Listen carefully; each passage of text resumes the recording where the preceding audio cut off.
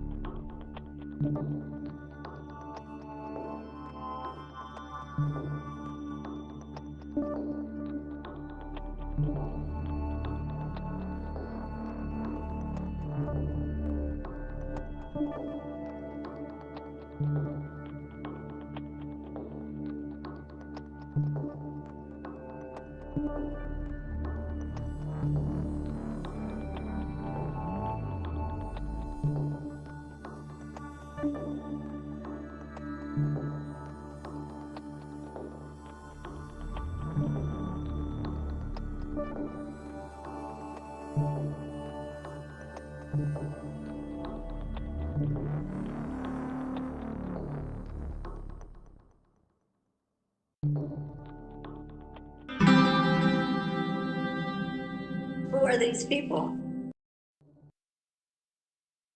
Tell you something, brother! Who are these people? Notice me, senpai. Notice me. Don't be rude. Who are these people? All right. Don't be rude.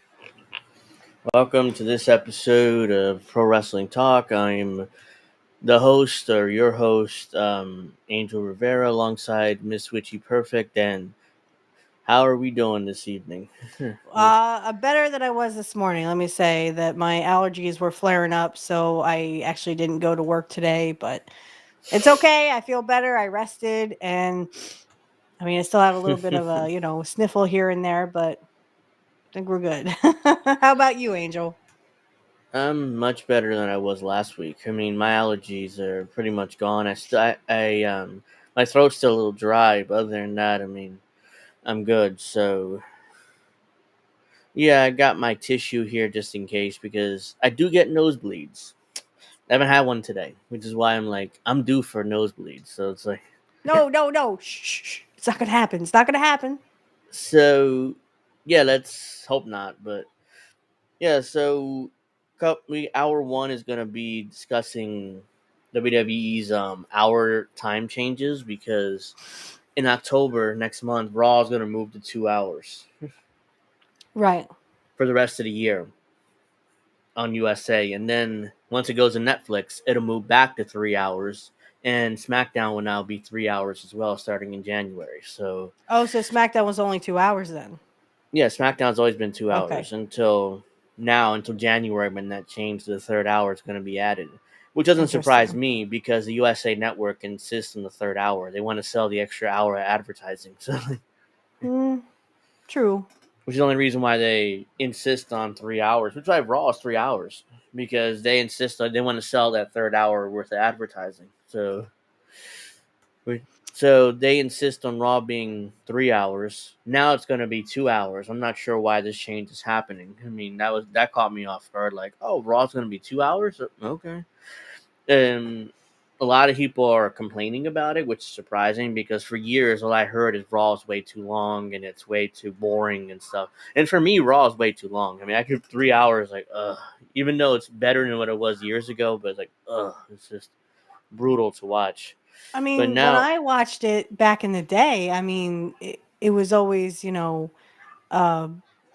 hours anyway. It always started at 9 and mm-hmm. ended at 11. Yeah, Raw was always 2 hours. Hell, when back in '93, Raw was only an hour. So it went from Yeah, one. yeah. I mean, when it first started, it was only an hour. Yeah, I mean, it went from an hour to two by the mid '90s, and it stayed at two until 10 years ago when USA Network kind of insisted on that third hour. So Interesting. ever since then, it's been 3 hours. So they're moving it back to 2 hours for the rest of the year, starting in October, which will be a little different because Raw's gonna end quicker. At least it'll end quicker because it's 2 hours, but Hmm. it'll feel it feels like that, the feeling of the show, instead of being 4 or 5 hours. It feels like 5 hours sometimes, especially back in 2019 and when Vince was running it. Raw was awful. So it's like not only was it 3 hours, but it's brutal. So it's like it was just brutal to watch back then. So it was like so yeah, I surprised. I'm interested to see how they're going to work this because there's going to be a lot of guys who don't make television. Hmm. The guys who usually do make television, a lot of them won't make television. So be interesting to see who gets cut out of TV once it goes 2 hours in Well, and October. it There's will highlight the pay-per-view stuff. So, the Drew McIntyre versus CM yeah, Punk don't. until that comes up at Bad Blood. Of course, we have the Hell in a Cell there. Mm-hmm. And it's going to be interesting because I actually did see Raw, and I like the Jim Cornette said that this promo from CM Punk was pretty good. Yeah. He said, excuse me, he said it would it kind of reminded him of back in the territories. Man, I'm so sorry. It kind of reminded him of back in the territories, like how they would present a promo without saying the word kill. Mm-hmm. But he used it correctly here. So, like, they wouldn't say, "Oh, we're gonna kill anybody," because Jim Cornette was like, "Of No, course, we're not gonna kill anybody," and we wouldn't want to say that on TV.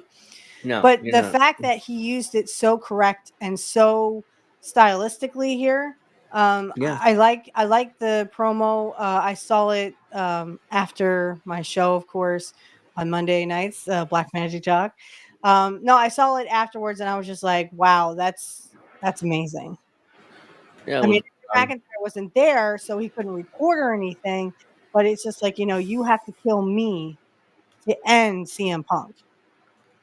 Yeah, and he was willing to. He said he thinks he has plenty more matches left, but if this is my last match, I'm willing to go out on my shield or something like that. He basically said, and if Drew McIntyre is willing to do that for me, willing to have this be my last match, his last match, then I'll see you in hell, and he Yeah, was I'll see you in doing. hell. And he threw the microphone down. Mm-hmm. Um, I give this a 5-star rating for a promo because I just think it was awesome. It's exactly what you want in a promo. You don't want them happy go lucky out there giggling and stuff. Now, this is a serious promo. This is a Yeah, serious match. This is a serious feud. So, yeah, of course, you would want to take mm, this seriousness to heart here, and CM Punk did exactly what he was supposed to do. yeah, which has made it great. So yeah, so obviously with they losing that extra hour for Raw, they're gonna have to focus on the main event guys and the angles and stuff they want to build towards pay per views. So that means a Right. lot of guys who make TV right now won't make TV. So a lot of stories are going to be left by the wayside. What they're doing, Hmm. which could be a problem, especially with guys like the American Made and Alpha Academy, their long term feud, and what they're doing with the New Day, and Hmm. they're teasing a separation there. So I'm not sure how that's going to make television. So I'm sure they'll find some way to get it in there, but it's only 2 hours, so it's going to be So interesting to they see how they do it right, and because they may have to cut something or make it yeah, cut short or something. I think with some of that stuff, like the promos will go on forever. they But got to cut promos. Yeah, they're going to have to yeah, cut I it mean, down. cut promos to, like, 2 minutes like it used to be. Mm-hmm. 1 to 2 minutes, say what you got to say, and then move on. Mm-hmm. That's how you bring the seriousness back to wrestling. Um, so yeah, my thoughts on that are it's good. I mean, it'll be interesting to see how they do it, but I'm not sure how they're going to work this. That losing that hour, even though they'll get it back in January, and they're going to add another hour to SmackDown in January too. So that means they're going to be producing 6 hours a week of television. And I'm not going to count NXT because Shawn Okay. Michaels is in charge of that. So that's going to Okay. be another 2 hours, which is 8 hours. But Triple H and his staff aren't doing NXT. So that's Shawn Right. Michaels and his people purview. So really, it's going to be 6 hours of television every week. And on top of that, you're going to have pay-per-views. And not every Right. week, of course, but, once a month at least. And they're also, I'm sure you heard of this, but real quick, they're going to bring back Saturday night's main event in December. Yes. Yes. This And because I like the whole fact that they stuck the older wrestling, sorry. The yeah, older wrestling in there, like people like, Hogan and Rick Rude and just and everyone who like was on Saturday night and made it a thing. And of course, they're yeah, going to bring Jesse back. Jesse's going to be the color guy, which, like I said on Twitter, I predicted this like months ago when Yeah. Jesse was teasing to the Vanguard guys, that he was Right. possibly going to sign with WWE, which Yeah. I didn't believe at the time. But I said, if he does come back, there's a deal with the NBC where they're going to have the quarterly specials again, which I assume Right. would be Saturday night's main event, which I assume Jesse would come back to be the color guy, which turns out is exactly what Exactly happened. what yeah, Yeah, I exactly what we predicted thought it months was going to ago. do. Yep. Yeah. Uh, well, give me your thoughts on it first, and then I'll say my spiel. When you see the commercial, when you see the initial trailer for it, they didn't show. They showed all the old stuff from the '80s and early '90s when they did Saturday Night's Main Event originally, and then at towards the end, they barely showed today's guys like Cody and Roman and stuff like that towards the end. But they wanted to focus on the nostalgia because even Mhm. the ad itself looked like 1980s style music and the graphics looked like 1980s style. So they want to really bring back a nostalgia, which is why they're having Jesse do the color. I'm assuming Michael Cole will work with them, be the play-by-play, but I missed the whole Vince McMahon alongside Jesse Body Ventura. Welcome to Saturday night's main event, so that I Mhm. definitely gonna miss that. But And they were but definitely a team, because they would feed off of each other. yeah, my only concern is Jesse has never worked with Michael Cole on commentary, so I'm not sure how Mhm. they would interact with each other. It'd be interesting. I'm sure Jesse can make it work because Oh he's a yeah. natural at it, even though he hasn't done commentary in over 20 years or even Mhm. longer. But yeah, he can make it work. So yeah, I think this is gonna be interesting. To hopefully Jesse still has it and still is with it, in commentary Mhm. at least because it is I think he does. 2024. I think he does have it. When I talked to him, he really didn't remember a lot about the older times because I mean, and if you think about it, I mean, these guys did wrestle like 200 plus days a year. So I Hmm. mean, remembering every single match you were in It's for not how many happening. like 20 plus years, you're not gonna. There's some stuff you're gonna forget. Yeah, it's not So happening. my I thoughts could on this ask. is Oh, go ahead. just as Yeah. sorry. No, go ahead. Yeah. My thoughts on this is just as you thought. I mean, they're bringing a classic back, Coca-Cola classic, as Cabela likes to say. Uh huh. They're bringing it back, and I think it's good. But on the other hand, it's not going to be the same as we all predicted because, again, this is new stars, new beginnings here. Did they say how long it's going to be? Maybe like an hour, 2 hours? I don't think they did. I didn't see Okay. that in the press release, but I'm assuming it's gonna be 2 to 3 hours, and they're gonna treat it like a pay per view because Okay. WWE doesn't run pay per views in December anymore. So That's right. Saturday night's main event is to be treated like a pay per view. They'll build towards it, have matches towards like they're treated like a pay per view. Actually with Jesse on commentary. So Right. And to be honest, I like the fact that Kurt was always on Saturday Night's Main Event as much as he could be. yeah, They gave him a lot of exposure on there, and I think it was only like an hour and a half back in the 80s. So yeah, it this is wasn't a going to long be show either. yeah, this is going to be a new ball of wax. It's not going to be as good as the original, of course, No, because we it don't can't have all be. those old stars Yeah, anymore. Um, man, I'm sorry. But I do look forward to at least seeing it because again, I love Jesse Ventura. As long as he sticks to wrestling. yeah. Um, and I did interview the guy twice for like a couple of minutes.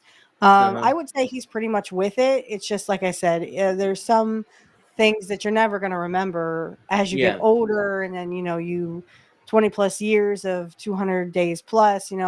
I had to point out to him that Kurt actually faced him in '81 on the WWF, and he's like, "Yeah, I don't remember that match at Mhm. all." He won. Kurt let him beat him, but Yeah.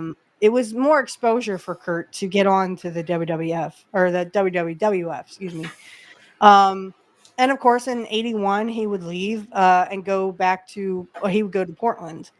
So in Yeah. '82, he would leave WWF and go back to Portland, or go to Portland and stay Yeah. there till '84. So I think in the grand scheme of things, I think it's going to be awesome, but I think it's going to be different, very different from what you and I experienced.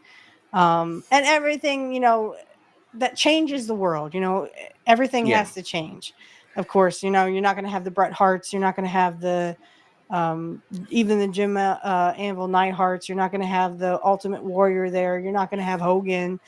Well, I don't know. Maybe they'll bring Hogan back for a short stint, but I it won't I be wouldn't be wrestling. surprised if they brought him back more to to cut as one of his standard brother promos, and Yeah.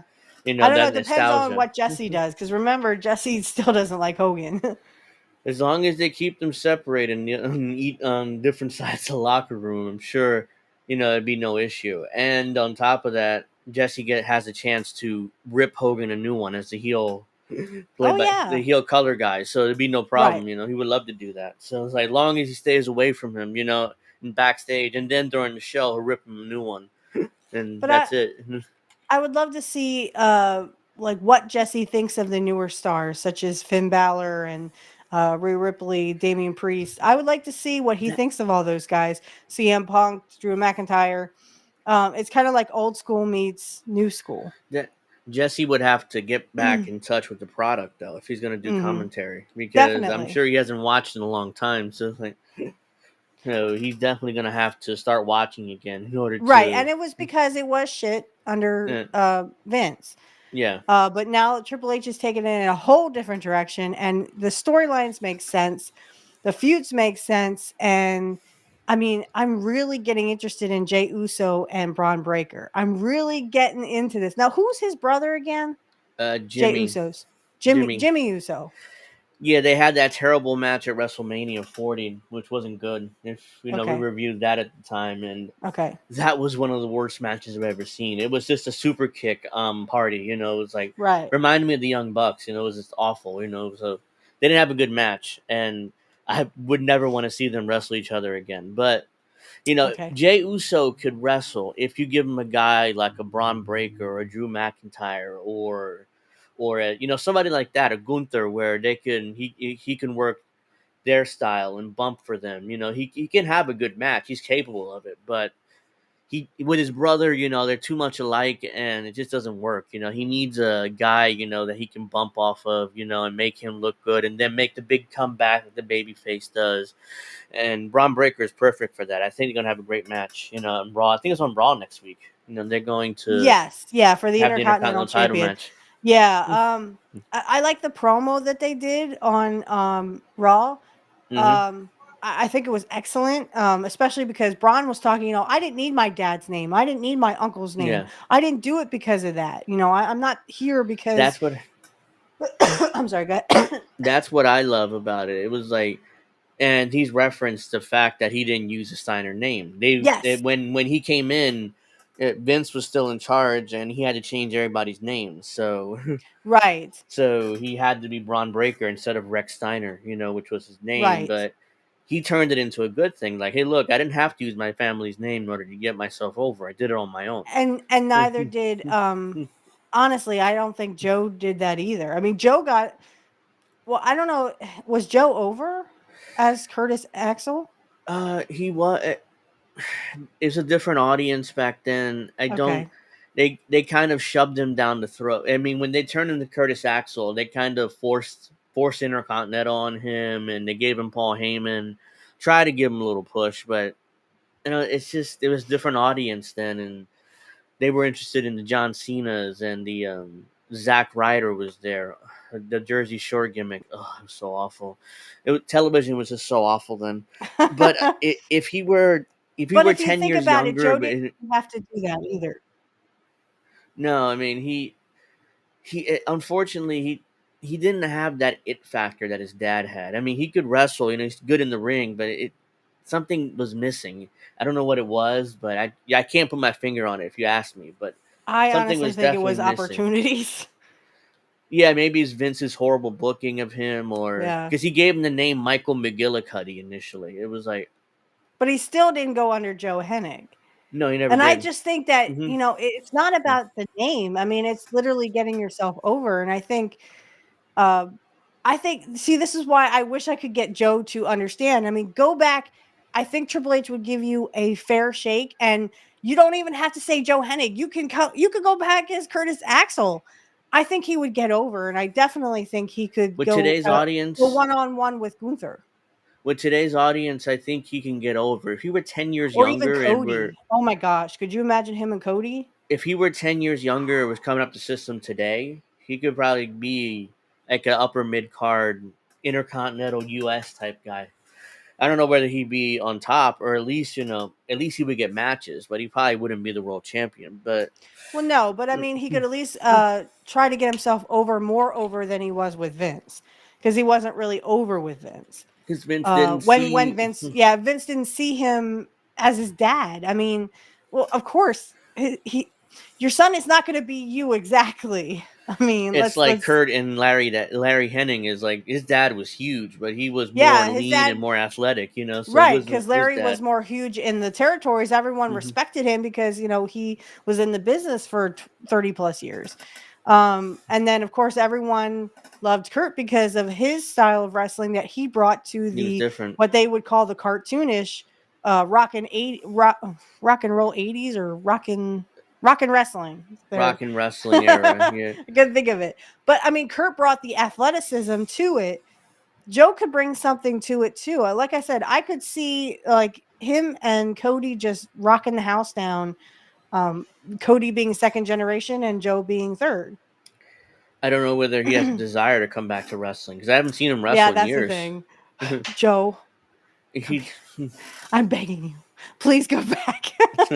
No, I honestly do think that if Joe would ever hear this, that I think that Triple H would definitely give you a fair shake and, just reconsider it. I know you have a great life. You have a wife and 3 boys and you're very happy. yeah, But just think about it. Think about it. I think I could see you and Cody and pay-per-view matches. Even if they don't give you the belt, at least you would be in that top, yeah. tier. He And I think you probably could wouldn't definitely get get over this time. he probably wouldn't get the world title because problem is a lot of the audience may not recognize him. It's a totally different audience than when he was last there. Hmm. And that's It's good because now he can Yeah, he would get get a over fair on shot. himself. Yeah, yeah, Right, he would get a with the new fairer shot audience. with a Hmm. new audience, and the Hmm. new audience, whether he's heel or babyface, it doesn't really matter.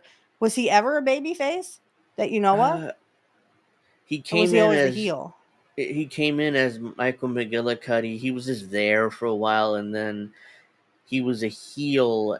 I think he had most of his run. He was a heel. They didn't really try him as a babyface, and memory fades. It's been 10 years, so it's like I'm pretty sure they just used him as a heel. But Okay. but if they used him today, he'd probably get over as a babyface because the Oh audience my god, a is huge one, kind of like a Kevin lot. Owens. Yeah, something like that. He would because Kevin Owens came in as a heel. He Yes, was like he turned on his best friends and he was a horrible person. And then eventually now he's over. He's over as a babyface. You can't even though they did tease a heel turn with him and they Cody did on tease. They're SmackDown teasing yesterday. it. They're teasing it, guys, because They're gonna he's try to like turn him. he's like looking at the chair, looking at Cody, Hmm. looking at the chair, looking at Cody. So they're teasing it, definitely. Yeah, I could see. See, the thing is, Owens, in my view, wanted to be like Stone Cold Steve Austin. So he Yeah. took Austin's gimmick of that, and DTA, don't trust anybody, but always fight. Isn't that his motto? Fight Always fight, always or fight or fight, always fight. Kind keep of like that fighting, something that like Stone that. Cold Yeah. Hmm. mentality of don't Yeah. trust anybody. He He has he the was Stone Cold Stunner. Yeah, he was a big Steve Austin mark. He was a big Steve Austin mark when he started Oh, he started really? Ring of Honor like 15 years ago, Okay.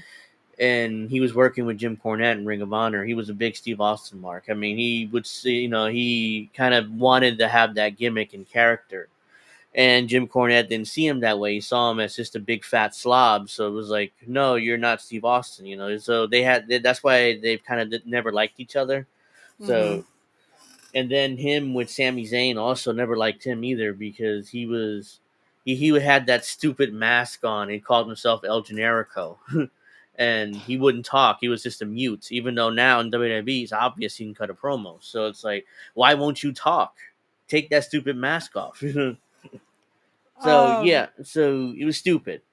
Thoughts But on Sami Zayn versus Gunther? it's gonna be a great match because Sammy's gonna bump off Gunther and make him look good, like the WrestleMania match.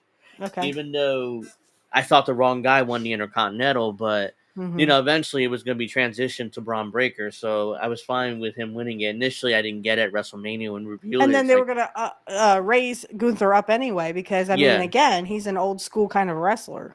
but the way I would have booked it is keep the Intercontinental and Gunther, have him win the world title, and then hand the Intercontinental to his lackey Kaiser. Make him the Kaiser. Intercontinental champion. That was my way, but Braun I Breaker's don't. Intercontinental champion, so it's great Hmm. and the No, way and they the did it. the promo he cut on Jay Uso, um, not only did he say, I didn't need my family name to propel me, and I did less. I did more in 6 months than you've done in 14 years. Oh my gosh. You could feel the, Yeah, electricity when he said that. You could feel the yeah, the tension. tension. Yeah, And because it was a great promo, I think. And then, of course, Jay Uso came back and said, I won championships, boy, while you were in diapers, which technically Braun Breaker's only 21. So I. yeah, he's younger. So yeah, that because they debuted the Usos debuted in 2008 or nine. Eight. So Okay. yeah, so they've been here for years. And this is finally Jey Uso's first opportunity at a singles run because he's always been a Right. tag team with his brother. So this is the first time he has an actual singles run, which is why he's kind of he's kind of defensive about his career because he's always been a Hmm. tag team guy. So now this is his first singles run. So he's trying to make the best of it because I don't know what they're going to do with him eventually because he's probably not going to win the Intercontinental. He's probably going to lose, and Right. I don't know what they're going to do with him from there. I assume What he'll about continue Jimmy feuding. Uso? Is he Jimmy hurt? he hurt himself. I think he's been out since he got kicked out of the Bloodline Okay. and that was back right after WrestleMania when Solo took it over Okay. while Roman was gone. So yeah, so I don't know what they're gonna do with him. Whether I assume he'll be back as a babyface because he'll want to feud with the new Bloodline, whatever Okay. they're calling that. Because did you see the promo between Roman and Cody at Roman Reigns' old college? Yes. So I didn't know he went to Georgia Tech. Yeah, I he did see did. it. It Awesome. was Go ahead. apparently You go first. it was directed by Paul Heyman and WWE's head of photography. So they both kind of directed that scene, let's say, because what it was a scene. Hmm. Ultimately, that's what it felt like. It felt like a scene between a good guy in Cody Rhodes and kind of like an anti-hero in Roman Reigns. Even though he's still acting like his heel character, but ultimately the fans love him too. So it's an anti-hero trying to like a redemption arc, versus Cody Rhodes, who's the babyface. But it seemed like Cody Rhodes was kind of defensive. It was like Roman said, "This is still my WWE." Hmm. Cody's like, "Not anymore," because I have this and of course that Roman didn't like that. So, but eventually they had an agreement towards the end, which like I'll have your back if you have my back, and we're gonna get the bloodline. So it was Hmm. fantastic. It was like wow. I mean, this is and Roman Reigns still showing that he's. Quite frankly, he's above Cody Rhodes still in the pecking order. Even though Cody's WWE champion, he's done a great job as champion. But ultimately, Roman's on a whole nother level with his gimmick and his promo ability, and Cody looked kind of small there in that segment. So We go back really quick to the Jay Uso yeah, and the Braun Yeah, Breaker. okay. I forgot one thing about the NFL thing. I did not know that Braun Breaker was trying to get on the Ravens, and he Yeah, didn't he make the had. team. It's very similar to Roman Reigns. He had a cup of coffee in the NFL too with the I forget what team he was on. He played some preseason games, but ultimately didn't make the team, and it wasn't his fault because they found out he had leukemia, so they kind of cut him because Oh of my that. gosh. So that's where he found out he had leukemia. Because the NFL they test, they do blood work and do physicals and stuff, and they found out he had leukemia. So they basically told him, "Hey, you have leukemia, and by the way, you're cut. We can't have a guy with cancer playing on the team." So Jeez. so yeah, he lost his football career, which was his dream, and he found out he had leukemia. So it's not exactly a really good day for him when he found that out. It's not, Now that was but Roman Reigns, right? yeah, it's Roman Reigns. Okay, so Braun Breaker apparently was supposed to get on the Ravens, but something fell through and he didn't really make the team. So Yeah, he he got got cut cut. too. But that was a good cut down from Jay Uso. I have to say Yeah, that, first of all, I didn't know that. I didn't know he was trying to go to the NFL. I mean, he would be a beast in the NFL. Let's put it that way. yeah, But, I mean, kudos to Braun Breaker though, because I mean, he, um if you can't have one dream, I mean, pretty much all the wrestlers beforehand played either high school, college football. yeah, I know Jim Anvil played for the Oakland Raiders yeah. before he went into wrestling. So I mean, a lot of these wrestlers had like some kind of injury where they couldn't play football anymore. The So that's what. Rock. Yeah, The Rock. I mean, He tore up his Kurt. knee, which in '96, which is when no '95 when he played at University of Miami. He was going to be drafted to the NFL, but he blew out his knee, so he was undrafted. Then he played in Canada for a while, and then Hmm. he got cut there. So he came back to the States, and he kind of tried to get his dad. The whole drama with his dad not wanting him to be a wrestler, and Hmm. eventually kind of giving in and calling Pat Patterson. Is like, hey, look, I got my son Dwayne. He needs a job. Could you take a look at him? And Pat's like, of course, I'll take a look at him. So Right, he because was like, Rocky Johnson. yeah. And look at him. I mean, he's in great shape. It's like, holy crap, he can move around in the ring naturally. Like he picked it up like that, even though Well, he would have been he, third generation, yeah, so at that point, yeah. So he picked it up like that. So it's like, wow. And even Jim Cornette was there at the time. He said, "This guy's going to be WWE champion in 5 years, or WWF champion." He ended up doing it in 3. So it's like they put the belt on him only after 3 years. So it's like, and that's the brilliance of Jim Cornette. Jim Cornette yeah, said the same thing about Kurt, said the same thing about certain wrestlers, yeah, that had it, but like Kurt had a knee injury that he couldn't go back into football for. So he became a wrestler like his dad because his dad asked him to be. and he See, some of entered. the great wrestlers were actually football players in high school and in college. I don't know if some of them went out for the NFL, but I know that definitely they were at least, college and high school players. So, if you look in some of the wrestlers' backgrounds, I mean, a lot of them went out for football Yeah, or played football. yeah, it's a natural entrance into wrestling, especially if you have, because it's athleticism. It's kind of violent the way the tackles and stuff. So you're kind of, it's a easy segue to go from football into wrestling, especially like top tier athletes who don't make the NFL. So, like, my question is, like, why the spear? Why does Braun Breaker have a spear like Goldberg's? Though he makes it look better than Goldberg ever Oh made it yeah, look, but I mean, if you saw the spear, when he speared Jey Uso Monday Night Raw towards the end of the show, looked yes. brutal. I mean, the way he came I in mean, there Jay's out of like, nowhere. oh, it's like The you way, got run over by a they bus. had they do that the new camera crew does it. They do a close up of the guy there doing it. So by the time you see the other wrestler roll in, it's like he came out of nowhere. It's like whoa, and it was like, He was and off it to the looks, side. yeah, he was off to the side, but the camera illusion is like he came out of nowhere, like to spear Jimmy Uso. So I Really? mean, Jay. So it was just brutal. It looked brutal. So it was great. So the reason why that's his finish, I don't know. Maybe because he made it look so good.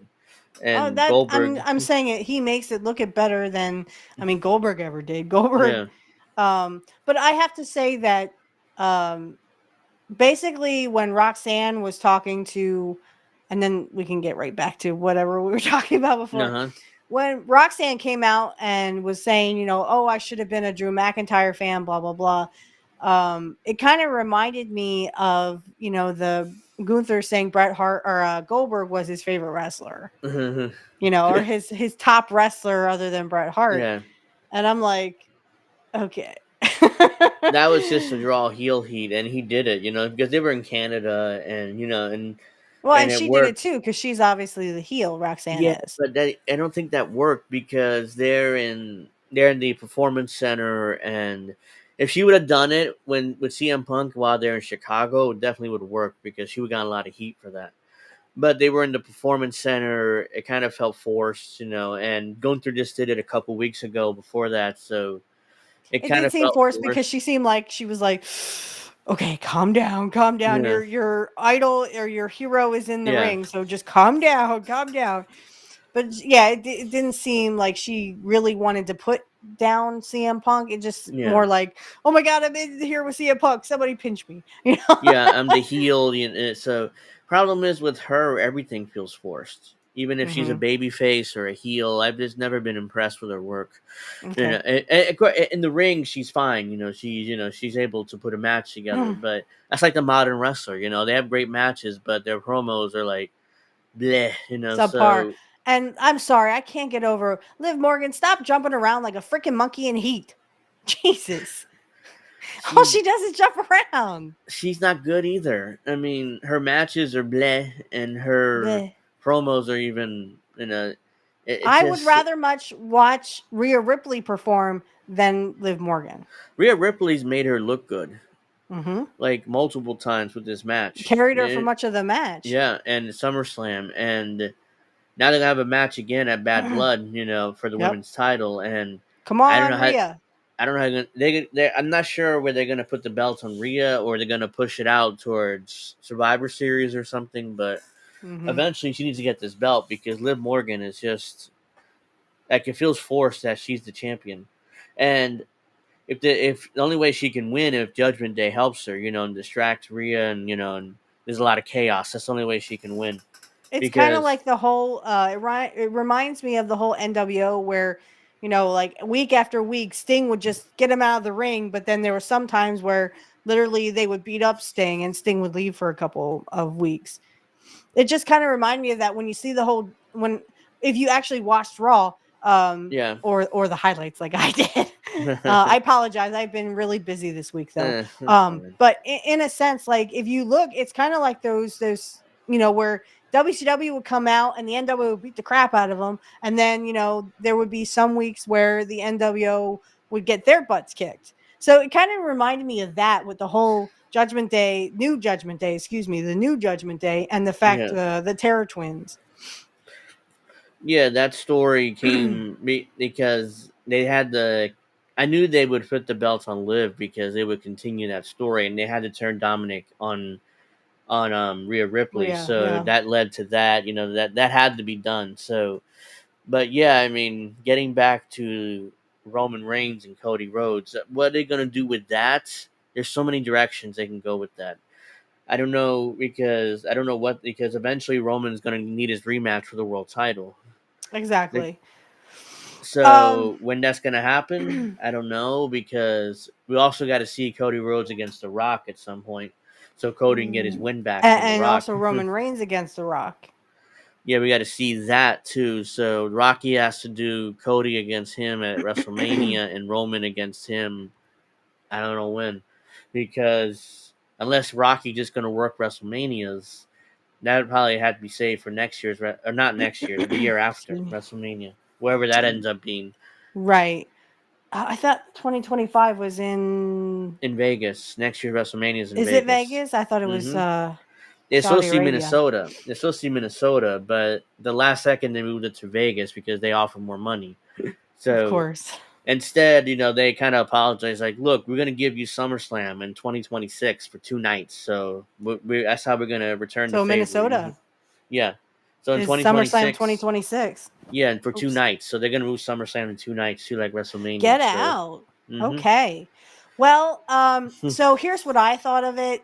He talked about the not the MGM stadium, the one stadium there in next to the football field, or that was near it. Now it's called yeah, the uh uh what the heck's it called? I don't uh remember, but I know what you're talking it's about. one of the car companies, I think. Not Progressive. Anyway, he talked about I've had one family member actually bleed and Mm-hmm. give his all in that arena. So this is not just your home. This is my home too. I thought that was excellent because I mean Roman Reigns makes it all about him. Yeah, And it was like, hey, I've been around here too. I've had family members in this sport, and so have you, Roman Reigns. mm-hmm. But I mean, this is my home too. So everywhere you think is home, I've also had a home here. And Cody's had his run as WWE champion, and eventually they need that rematch, as well as you got to do Rock versus Cody, and hopefully Cody get his win back and Rocky won't pull an ego trip. That doesn't work for me, brother thing. You know that he Uh, likes to do.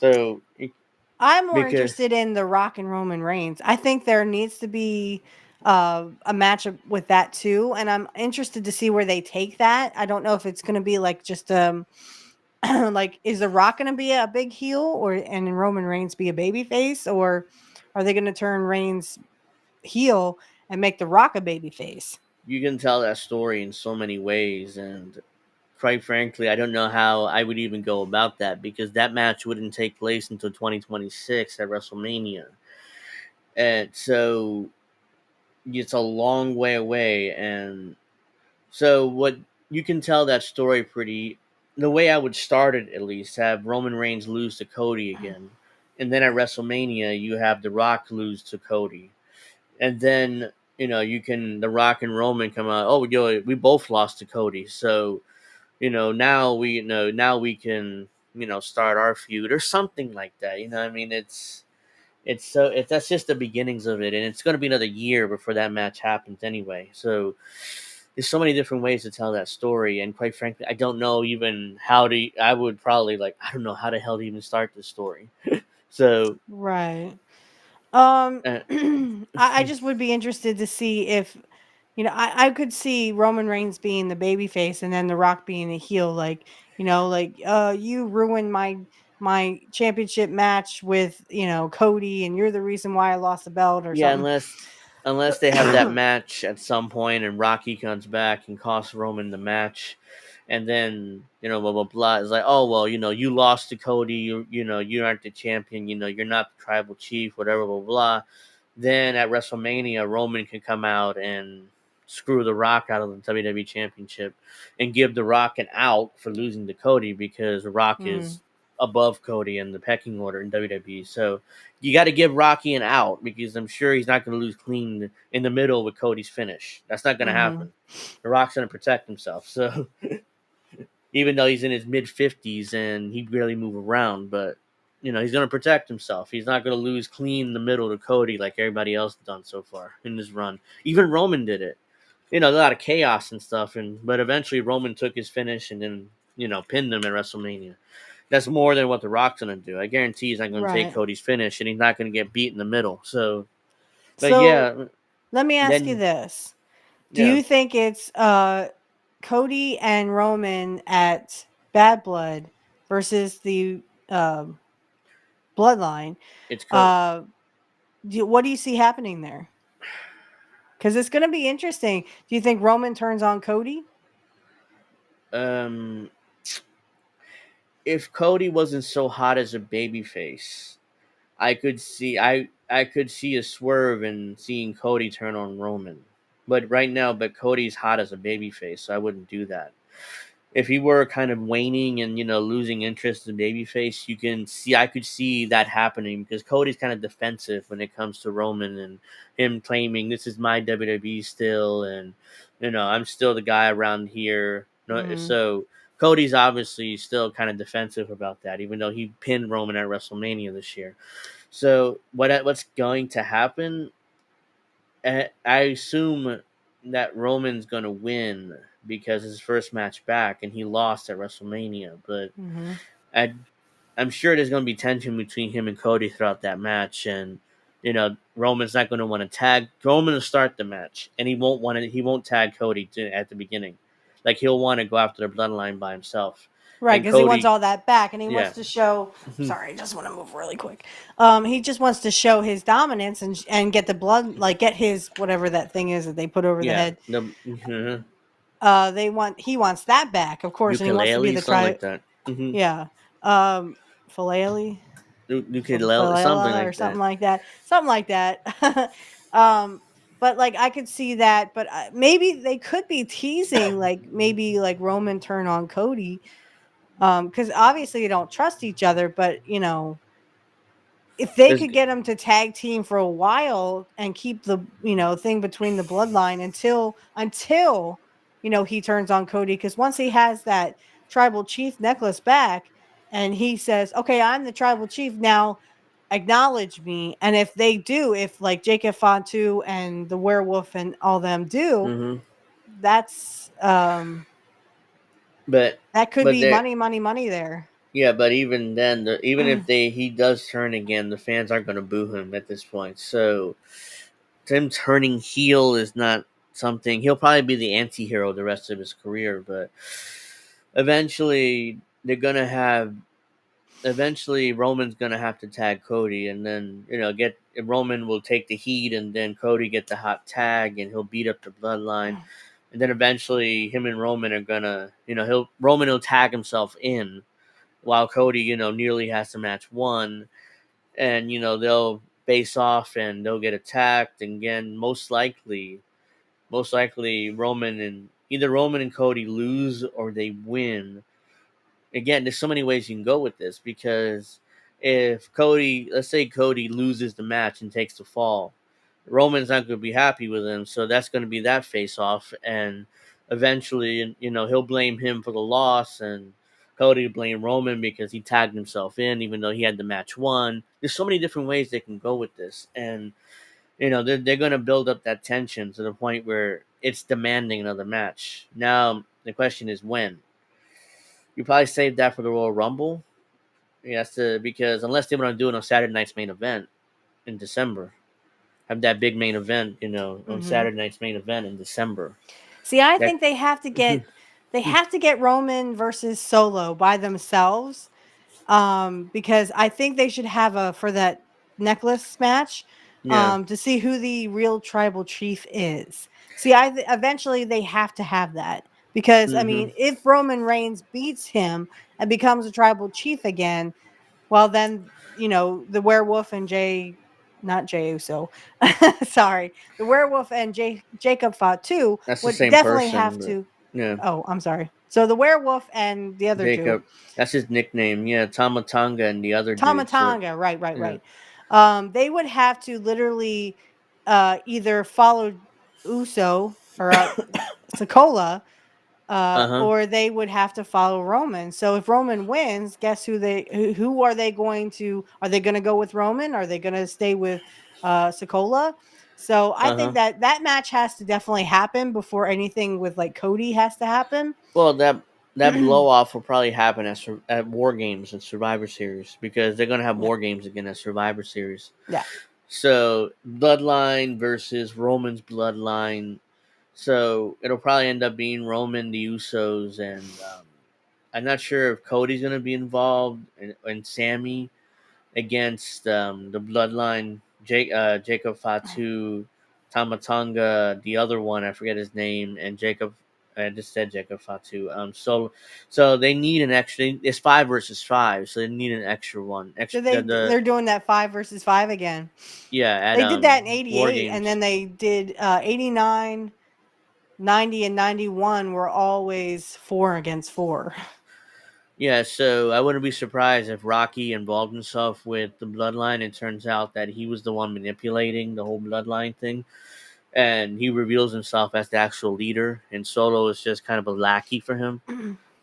It'd be interesting to see Solo's reaction. I'm sure he won't be happy with that, So The Rock basically pushing him to the side and becoming I'm not sure, a tribal chief or whatever he wants to call himself, but you have Rocky and his Final bloodline, boss. yeah, versus Roman and his bloodline, either with An interesting concept. And bring The Cody and Rock into the mix. Yeah.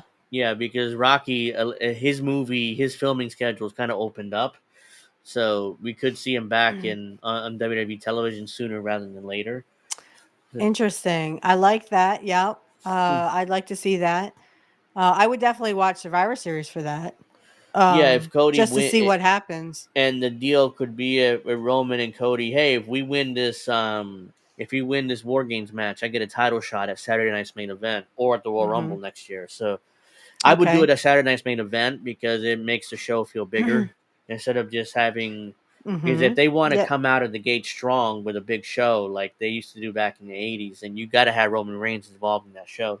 Oh, absolutely. And I think that's the way to do it. Bring The Rock in, and then Roman Reigns, Cody, and put them all in the mix. And yeah, that would be starting strong. I think that would definitely Yeah, be a they good need move for if they them. want to come out of the gate strong on NBC because it's going to be on a network television, NBC. So they want to come out strong. You do Cody versus Roman for the title in the main event.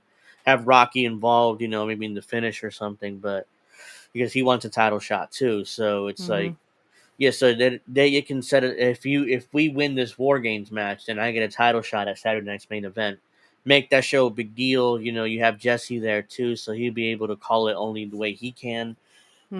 He'll probably side with The Rock because if Rock's going to be heel, so it's like, Hmm. he's probably going to side with him. Roman's a babyface. Cody's also, well, technically Roman's the anti-hero, so he has his redemption arc. This is what he's on right now. And that's a movie thing. Initially when the character is at the beginning of the movie is bad, but by the end he has his redemption arc and does something good, Hmm. and sacrifices himself. That's what Roman Reigns is on right now. Kind of his redemption arc. Like if he's gonna redeem himself and do something good. So right now he's kind of an anti-hero babyface. So Hmm. like Steve Austin was kind of an anti-hero. Wasn't never really a babyface, but never really a heel either. At the beginning, yes. Yeah, he was a Yeah, heel at like the beginning, but in right. '96, And but as he said, he wanted to be like a Ric Flair kind of heel, which was a chicken shit heel. Um, but I can. But then where do you put Owens in the mix? Isn't his contract coming up here soon, or did he his resign? contract comes out. Allegedly, it comes up at the end of the year. Okay. So he still has a few months left because, as far as I know, there's no extension yet. So Okay. I'm sure that Kevin Owens is kind of calling his buddies, the Bucks, so kind of playing Oh, AEW off of please. Yeah, WWE. please don't go to AEW. Yeah, I mean, because Owens, all you're going to do is really hurt your body and your career. So, my advice, don't go to AEW. but I'm sure he'll use Tony Khan as a negotiating tool. It's like, hey, Tony offered me this, you have to come close, and and they see him at he's an important, has an important role in WWE. He hasn't been champion since 2017, but he still has an important role to play in the company, and they take him seriously. So I'm Mm. sure they're gonna increase his pay Mm-hmm. because allegedly I saw he made like $3 million this year or last year. It was last year's numbers, which is a great salary. It's not bad. Mm-hmm. I like I his mean, tattoos, to be yeah, honest. hmm But no, like the fact that he wants to be like Stone Cold and he has that, fight, always fight. yeah, uh huh, Like the Austin DTA, don't trust anybody. And then of course you have Cody who's trying to act like Dusty, and so I see a lot of the older wrestlers in the newer ones. yeah. Damian Priest has the crucif or not the crucifix, but the what am I trying to say? Razor's Razor's Edge. Edge as Yeah. his finish. Yeah, Yeah. So I mean a lot of the older wrestlers are coming out in the newer ones. I love it. Even though I don't really like Damian Priest, I mean his stuff is okay, his work is okay, but it's not there yet. So I can't even believe he was champion for a while because his stuff is just it's almost there. It's almost He there. and his last two title matches didn't go well, so there Mm-mm. were big issues there. So yeah, it's just he has to stay away from the world title for a while, and he is because he's busy with the whole Judgment Day thing, trying to get revenge. So him and Rhea Ripley kind of busy right now, but so yeah, so that's he needs to stay away from the world title picture for a while, but yeah, eventually once the McIntyre Punk feud ends, I'm sure Punk's gonna wrestle Gunther. Most likely, either be a Survivor Series or again Saturday Night's Main Event. I mean, if they want to Mhm. come out strong, CM Punk against Gunther for the world title, and that card's going to be huge too. So if you want to come out all out and I mean, they want to come all out and you put Roman and Cody on top, CM Punk against Gunther in the middle of that card. I mean, you have Braun Breaker on that card defending Intercontinental most likely against. I'm not Mhm. sure they're gonna go with continue with that Jey Uso feud or have somebody else in there, but yeah, I mean if you want to come out strong in your first appearance on NBC, then and because the last time they had Saturday Night's Main Event was 2006 because they did bring it back in the mid 2000s for a couple of years. Okay. It's been nearly 20 years since they last did a Saturday Night's Main Event. So, and I remember one of the first ones. Wasn't one of the first ones when Hogan dropped the belt to Andre after his 4-year title run? I I'm think not that's sure. I one didn't of go that far back. that was '88 when Hogan dropped the belt to Andre, and then Andre sold it to Ted Oh DiBiase. yes. That I think was that's one of the yeah. that's one of the first ones they did, and Hmm. it drew on NBC 40 million people watch that match just to watch that match to Only watch to the have rematch, it, vacated later, and then the and Macho Man would win at they did that WrestleMania. ridiculous finish where Andre body slammed or power slammed Hogan, and the referee counted one. Hogan kicked out, and they did 2-3. And the way Hogan dropped the belt after 4 years was just a big letdown. He didn't put over Big anybody fiasco, new. yeah. Yeah, it And was then just a obviously the Macho Man would get it back. the Well, I Macho mean Man would the win Macho it. Man would get it for the first time. He would win it at WrestleMania 4. 4. Yeah, I'm trying. So he would win it a year later, Hmm. and Hogan and Andre had another match in that tournament where it ended up being a disqualification or something, where Andre and Hogan didn't have a winner, so they are both eliminated from the Well, tournament. that's when the Mega Powers. Oops, that's when the Mega Powers was Hmm. formed at WrestleMania 4, and then they would split Yeah, it up at WrestleMania 5. It would be the Mega Powers explode at Trump Plaza. And yeah, no, I'm not saying you should vote for Trump. YouTube. yeah. Trump. Um, Yeah, they had um, at Trump Wrestle. Plaza, they would have the Mega Powers explode at WrestleMania 5 Yeah, and then at 4, Hogan and Andre are both eliminated from the tournament, which opened it up for a new because it champion. was It a double was disqualification, I think. Yeah, they were both eliminated. Yeah. It was supposed to be Ted DiBiase initially, the heel world champion, and then Hogan would come back and beat him for the world title. But Honky Tonk Man refused to drop the Intercontinental to Macho Man at WrestleMania 4. So to Interesting.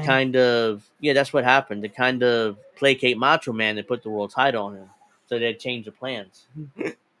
To placate Macho Man, they put the world title on him instead of the Intercontinental. So And that I don't led remember if when was he wouldn't be champion until 92 when Flair would take it from him. The who he Macho took. Man. No, Flair first became champion in '92 at the Royal Rumble when Right. Hogan and Undertaker traded the belt, in November, and then they vacated the title because both finishes were controversial. So Jack Tunney came out and vacated the title, and then Jack Tunney also announced that they're going to crown a new world champion at the Royal Rumble, which ended up being Ric Flair. That's when Okay. he won his first world title, and then eventually he beat Savage for it. Then Savage won it, and then he beat Yeah, Savage so for I'm it. saying that Savage had it in 88 until 89 He had when dropped it Hogan to got it Hogan in back at '89. when he dropped it to Hogan in 89 at WrestleMania 5, and then he wouldn't be champion again until 92. 92, yeah, Yeah. because by '90 WrestleMania 6 was Hogan and Warrior, so Macho Mhm. Man was kind of out of the main event at that point. So they did, and the Well, plan he was they to were he was still with Sherry at that time. yeah, he's He was the Macho Macho King. King, and she was Queen Sherry Yeah, so that story would kind of build up over that to Miss year. Elizabeth coming back. Yes, Yeah, yeah, at at WrestleMania 7 the WrestleMania next year. 7. Yeah, so they were just starting the Macho Because King I thing with remember watching Sherry. that on pay per view live, Yeah, and that was a tearjerker, guys, even for a 4-year-old. yeah. So Hogan dropped the belt to Warrior, and Hogan was supposed to go away, and Warrior is supposed to be the champion, like the long-term champion. But it didn't work out because Warrior was just an asshole and impossible to deal with. So they took the Mhm. belt off of him and dropped it to Sergeant Slaughter, which led to Hogan and Slaughter at 7. And Hogan won again, became world champion again after Slaughter had it for a couple months. So it's like, because he Until was the, Survivor Series. yeah, no, he won it at the Rumble, and then he dropped it to Hogan at WrestleMania, and No, then I mean Hogan, Hogan would have it till about Survivor Series when he lost to the Undertaker. yeah, that was when Undertaker beat him thanks to Flair. Yep. Wait, I'm confusing. Are we confusing the timeline? Because he had it at um well, it was him and Warrior versus. So SummerSlam 1990 was supposed to be Warrior and Rude. I wish that he had dropped it to Rick Rude in the steel cage in Philly. Yeah, That was not SummerSlam 1990, and then yeah, that Survivor would have Series been. was him and Warrior were survivors. Then the Royal Rumble 91, Hogan won again, got Yeah, the because Warrior would drop it to Savage because, or not Savage, he would Sergeant drop it because Slaughter. of Savage to Yeah, Sergeant because Slaughter, but he didn't kick out. The Warrior was supposed to kick out, but he because didn't because yeah, Macho Sergeant Man Slaughter kicked him. revealed that recently Boom. that Hogan that he wasn't supposed to be champion, and they wanted to do a rematch between Hogan and Warrior, and that's when Yeah, Hogan gets his win back from right. Warrior, and Hogan be the champion anyways. But I think Warrior was legitimately knocked out by Savage, which is why he didn't kick out. Because Warrior broke Savage's arm, and this was Yes, payback. Savage and or Savage, uh, he Sergeant Slaughter said that yeah, he's like he broke Randy's arm, and so Randy paid him back by hitting him really hard with the scepter on the head. and knocked him out legitimately. So Just boom, and knocked him Sar- out legitimately, and and he didn't Savage he kick didn't out. kick out, and the Yeah, referee counted the 3, and Slaughter was the champion when he wasn't supposed to be. So and yeah. they did a quick audible and had Hogan versus Sergeant Slaughter for the world title WrestleMania, Which which I is can why honestly say that I mean, even Sergeant Slaughter was like they knew exactly they were getting death threats. They were getting. I mean, people knew where his kids were, what school they were in. I yeah, mean, because the that war was had not just a nice started. time. The first Iraq War started then, Yeah. and the country Yep. was in a total patriotic, jingoistic mood then. So Sergeant Slaughter coming out as Iraqi sympathizer, Right. that was he was one of the top heels in WWF, because everybody wanted, and he was legitimate, you get legitimate heat because everybody wanted to kill him for siding with the Iraqis. So Well, and yeah, here's but the kicker. Slaughter said that they wouldn't. They asked him to burn an American flag, and he's like, "Oh no, those people would murder me. they yeah, would they would delete me because no, literally they're doing it in front of it's wartime." And so he yeah. did a Hogan shirt, a Hawk Rules shirt, so he set that on fire. Yeah, he was. The initial plan was him burning the American flag, and he's like, "You, what you want to kill me? You want to Yeah, have you me want me to dead?" get you want me Yeah, you want me deleted because yeah. no. um So but it WrestleMania was wrestle 7 right, was Hogan. mhm, They were in the LA, they were supposed to be in the LA something Coliseum, Coliseum, which but seats 100,000 people, but ticket sales weren't good, so it was like they moved it to the LA Stadium at the time, whatever the hell it was called, yeah.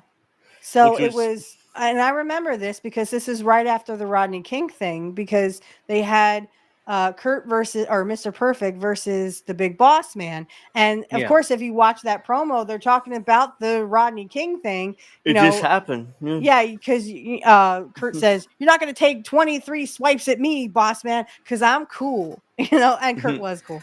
But Yeah, it anyway, just yeah, they happened. had that. That had just happened, and Bobby Heenan was like, "We'll bring our own cameraman, and you can see how Mr. Perfect gives his own justice to that Barney Fife, the big boss man." Yeah, it was. Um, So Vince's plan was Hogan Warrior at WrestleMania 7, which I think would have drawn at the LA Coliseum because it yeah. was a rematch from the year before, and but unfortunately they couldn't get that because Randy Savage knocked out on the Ultimate The Warrior, Ultimate so Warrior. kind of ruined that main event. Ooh, So boy. Sergeant Slaughter and Hogan wasn't drawing, so it was like, okay, we got to move this to a smaller venue because this is not going to be good. There's no way we can cover up the fact that the stadium is 3/4 empty. It's And 100,000 seats. I cannot believe that with all that heat that Sergeant Slaughter was getting at the time. Oh my gosh. I mean, you would have thought that he just slapped a bunch of soldiers in the face, Yeah, like, what's his name did? Patton. He slapped that yeah, soldier and uh-huh. had to apologize. I mean, you would expect that would be Sergeant Slaughter at that point. So and then, there was like, oh, there's rumors. Mean Gene during the one promo was like, he just defaced the American flag. Now that could be a rumor. And he's like, oh no, oh no. But you could feel that, Mhm. especially with all that heat that Slaughter was getting. Yeah, I can't believe that they weren't selling tickets. But that goes to prove that they couldn't put butts in seats, even with something as heated as that. I mean, yeah, Hogan because was not drawing like he used to. this So is the saying year. that Hogan was a big drawer and Kurt wasn't, Yeah, Hogan wasn't drawing because you would assume that he could fill 100,000 seats at the LA yeah, Coliseum, especially but with he as much couldn't. heat as Slaughter was getting.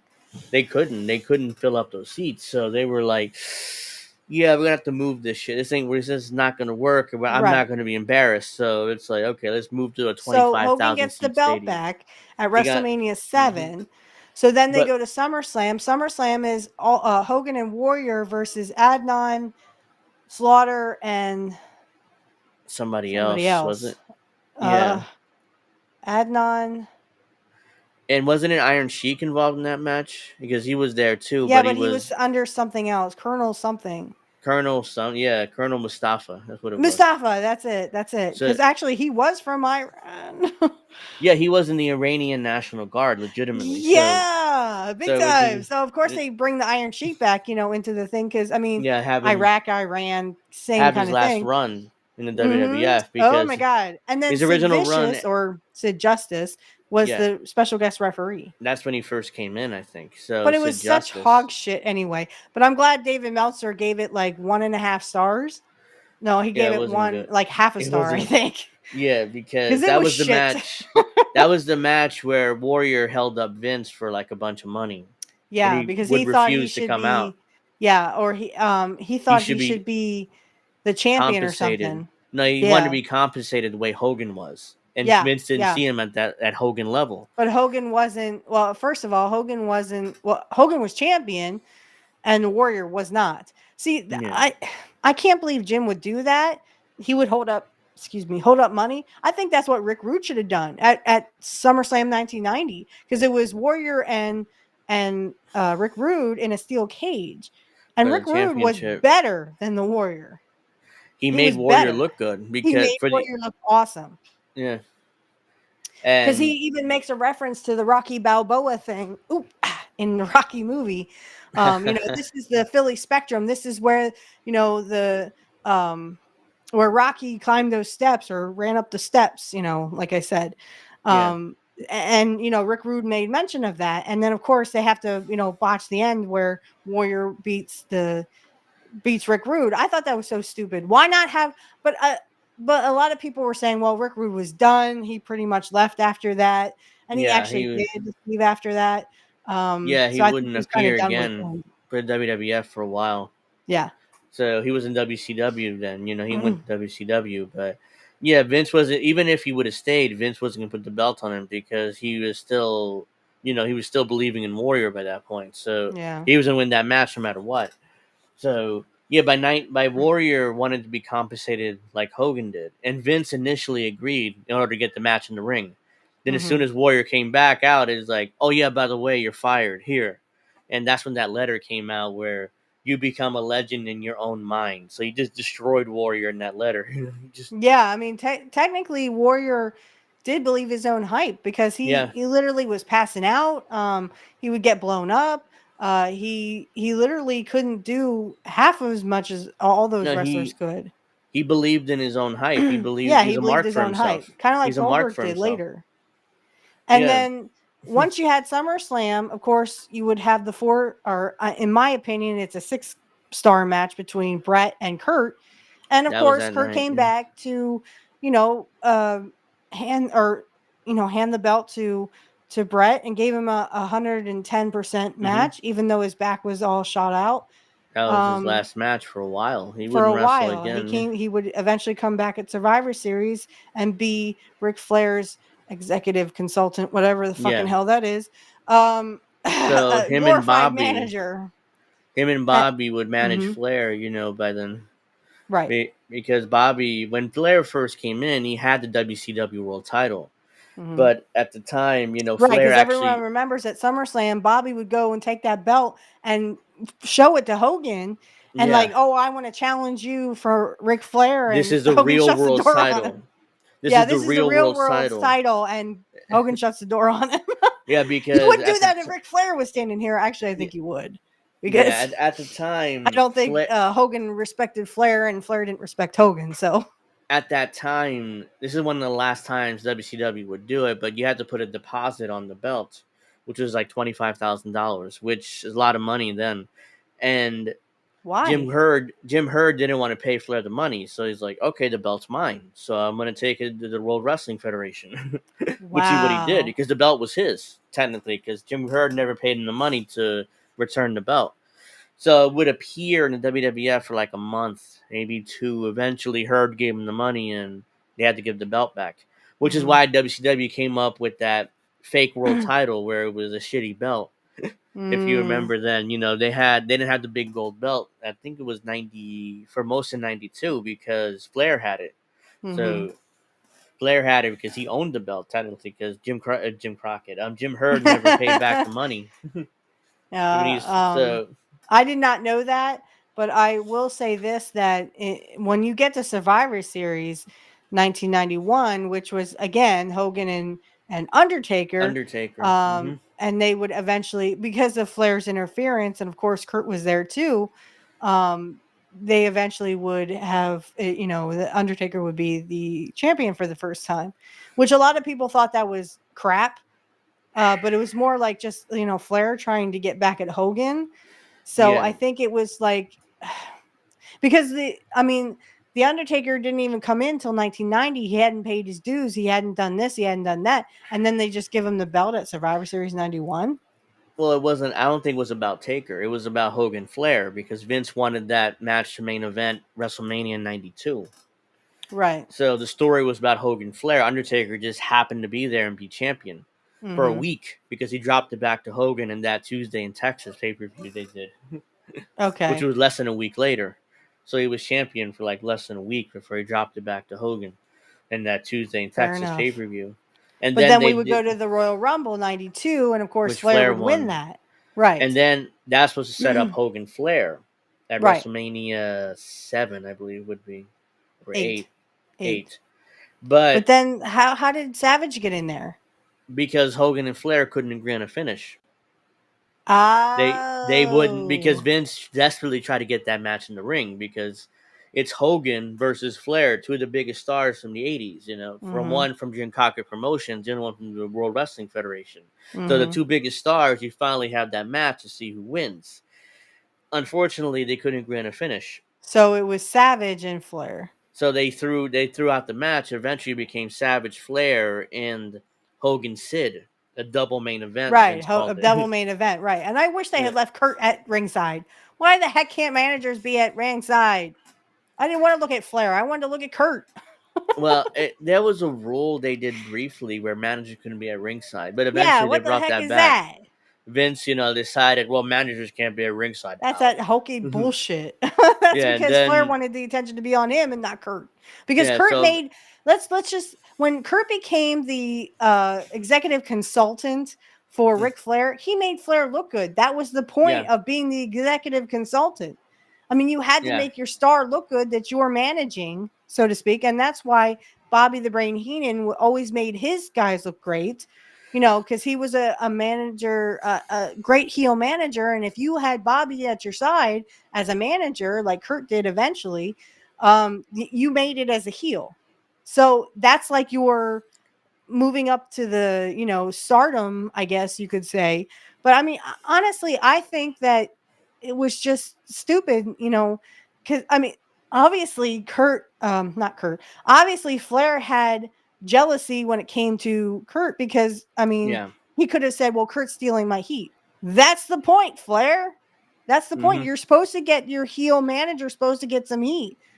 But Yeah, I think that's what happened. yeah. So Flair and Hogan couldn't agree on a finish because I'm sure Hogan wanted to drop the leg 1, 2, 3 and beat Flair again, but Flair wanted to be a champion longer than 2 months.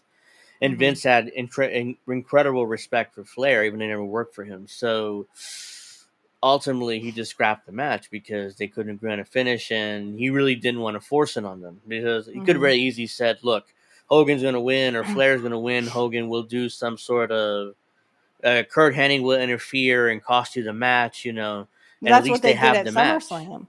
They Yeah, they were trying to pretty much Savage got the belt back, and he I don't know if he got the belt back, but I think he did get the belt back. no, Savage got the Savage. belt back Yeah, he had to somehow, and because then it was him and the Ultimate Warrior yeah, and then at SummerSlam, eventually and it then would they be were trying to Flair. pit one against the other because they Hmm. were trying to say, "Oh well, the Warrior was talking to Ted DiBiase and wants to, someone to interfere, and he wants us on his side or something." And then they said the same thing about Savage. Oh, Savage wants us on his side, so he Hmm. paid Ted DiBiase, or he, So they were trying to pit one against the other. So And then then after eventually, SummerSlam, I mean, and Kurt would end up, beating both of them up anyway at SummerSlam. So then Survivor Series was supposed to be the Ultimate Maniacs, which is Savage and Warrior, but then Warrior got popped for the human growth hormones. yeah. So I know Savage had it, and at some point he dropped it back to Flair after For Kurt Flair, Hennig right. screwed him. Because So that was Flair, on my X thing where Kurt's uh opening a huh, bottle of champagne and yeah, he's all hyped up for, that Flair won it back. And then, of course, sort of towards the end, he drops it. And then so Survivor Series comes in, and then they turn Kurt babyface because the Ultimate Warrior was out. He got fired for human growth hormones with Davy Boy yeah. Smith. So they were both out. So then they turned Well, Kurt babyface and made it Savage and Kurt because by this point versus. it's 92 ish, and Vince just had a Mhm, steroid trial, so they right. had this ridiculous like drug testing program, which they tested for everything. Once they Right. found that human growth hormone, him and Davy Boy Smith would be gone. So Davy Boy went to WCW, and Warrior came back again. I think what was it? I think a year after that, wasn't it? Or did he? Or he didn't come back till '96 Yeah, he didn't come back till 96. when he had that last run, and it was terrible. Well, by that point, WWF had changed. Austin was around, He and came back too late, but then in 98 he would come back he would come into WCW which was another and disaster. was a Which was disaster. Everybody hated it, yeah, and they changed the because NWO to the One Warrior Nation, One Warrior OWN. Nation. Yeah, and Bischoff says this Warrior's first promo. It was supposed to be like 10 minutes. He went Mhm. 25 minutes rambling on about who Rambling knows on what. about nothing. Yeah, and Hogan and Bischoff were like, "What the fuck is he Well, and then Hogan doing?" comes out there and goes, "Dude, I thought you were dead." Uh-huh. Oh, And then that's a heck of a thing to say, Hogan. they did that stupid angle where only Hogan would see Warrior in the mirror and nobody else could see him, Right. even though Did you clearly he see was that? there. Tell me you saw that. Like, no, no, no, and the rest of the guys couldn't see it. It's like that's stupid. He's obviously behind him, and the other guys they have to act like he couldn't see him. I assume that had to be the Hogan idea because Hogan had Mhm. created control, so Yeah. that had to be his thing. He for some reason. and or him and Warrior might have agreed on it. I don't know, because I assume Warrior had some creative control as well, because they paid him a lot of money for this one match. Mm-hmm. And of course, Hogan got his win back, and you never saw Warrior again. Are we gonna go over to Rumble, or are we gonna skip What? Rumble for today? Rumble only. It's 9:20. I Yeah. mean, we kind of went way over, talking about it. So we might, I don't think we can go to Rumble, because we by 10:30 is Jesse Jet's clip show, and I don't think we'll have time. So we'll Okay. probably save that for next week. All But right. yeah, Save it for next week. we kind of went over there. I didn't realize what time it was until I looked, but yeah. So Warrior never came back again, and because he Not that I wanted more remember. money. No, Mhm. I was his one and only match in WCW. I think Hogan wanted his win back from WrestleMania, so it was like he got his win back. Warrior was booted because he cost too much money, and that was it. And Hogan also wanted to bring back Yokozuna to Mhm. WCW because he wanted his win back from King of the Ring '93 when he dropped the WWF Championship to him. Even though Yokozuna by then was morbidly obese, he's like 700 pounds. He could barely Yeah. move. Yeah. So Hogan He wanted wasn't him to good. come in so he can get his win back, which would have been another terrible match because Yoko can barely move by that point, Mhm. which is why he got fired from WWF, because somehow he managed to gain weight while he's at Duke University in that weight loss program. Really? Like he's the only person to gain weight during that program. So clearly somebody was giving him extra food when they weren't supposed to. So Wow. yeah, because I think Raider also went to that program and he lost weight because Vince forced him, because he was like 350 pounds or something, 400 Right. Well, a pounds. lot of people didn't like Vader. They didn't like Leon very much. Um, Leon was really pretty high maintenance, and I think he even admitted to this, when he was alive. He was, and yeah. and he got that he became Vader in Japan and got massively over. Yeah. And when he came to WCW, he literally had that backpack thing where smoke would come out of it Mhm. when he first came in WCW. So he had to carry that with him in planes and stuff. He had to buy a second seat in order to put it there because he couldn't check it because it was smoke and it was so they wouldn't let him check it. So he had to put it next to him in the seats. But yeah, Leon was pretty high maintenance, and he had his run in WCW. He's WCW champion a lot of that time. When they said he He didn't wash regularly, so he Oh kind of no, I mean, smelled. yeah, he apparently, according to Bret Hart, he never washed his gear. Yeah. So for when he worked with Leon, it was like you had to stop him throwing up. So that So yeah, a lot of people didn't like Leon, and then he got that spot on Boy Meets World, and that whole thing. So, yeah, but a lot of people just didn't like Leon at all because he he didn't would know what he was go. doing half the time. He messed a spot up with Shawn Michaels Yes, that was what I completely. was gonna say. He would come into the WWF. Vince fell in love with him because he was a big guy and a big monster guy, and he was gonna make him WWF champion in SummerSlam '96. Of course, Shawn threw a bitch fit, and they changed the finish to Shawn retaining because Shawn didn't want to work with Leon anymore because he was stiff, and Hmm. Shawn was like a big, he didn't do stiff. He was more like a performative wrestler, so he didn't want Hmm. to work with a guy that was so stiff. So no, I'm going to keep the belt, and I'm not working with Leon anymore. So, and then he Hmm. botched that spot where he didn't move, from the elbow, and Yeah, Cornette and was Shawn there. just you see it stamp. He Sean lands on stamps his his feet foot. somehow. He does the elbow, and somehow is athletic enough to land on his feet because he Yeah. wasn't supposed to hit the elbow. And Cornette was there. He's like, "Move, move, fat fuck," or whatever he called him. Cornette didn't really hear it, but he did hear Shawn Michaels say, "Move." And after that, he said, "Fat fuck," or something like that. He called him fat, and he kicked him for real in the head. Hmm. So Shawn Michaels is a prima donna asshole. He should have dropped the belt to Leon. It would have made a better story because he would have won him back at Survivor Series anyway. That was the plan. Well, I think I have a Hmm. lot of things to say about. I mean, Shawn Michaels was always on, you know, the pills and stuff. Yeah, he So, was on drugs and he um, would drink a lot. So yeah. So I mean, that whole click thing, I never got that. It was like the NWO before the NWO, but only for Yeah. WWF. But they weren't really the NWO because they were always, it was like Razor versus Shawn, or Kevin Nash versus Shawn, and Razor versus Triple H. So, I mean, then they broke kayfabe at the curtain call. So Yeah, the house show at the Garden. I didn't And have a lot of respect for the Click. And unfortunately for them, somebody snuck a camcorder in there and recorded it. Mm-hmm. And eventually ended up on the tape trading circuit. Was about to say ended up on the internet, which it didn't because there really no internet in '96. But '97, whenever Eventually that it would be. happened. Eventually end up on the internet. On the internet eventually. Yeah, but yeah, eventually ended up on the internet. Jim Cornette was furious. He talked about how but Kevin Nash to this day swears up and down he got approval from Vince. And I'm like, there's no way he could have gotten approval from Vince. Why would Vince? Yeah, why would Vince punish Triple H if that were the case? Yeah, he think of the swears up and Godwins down. and those hog pen matches that Triple H had Triple to do. H into these hog pen matches, which he lost, by the way. He got beat down. Yeah, he would always lose them too. Yeah. So, yeah, why he's like Kevin Nash swears up and down to this day he got approval from Vince, which I don't believe because no way that'd be true because Vince wouldn't have punished Hunter for it. So, no, he just said, "Okay, Hunter, it's okay." But yes. I mean, the fact that he didn't punish Shawn Michaels just tells me that there was something going on between him and Shawn Michaels.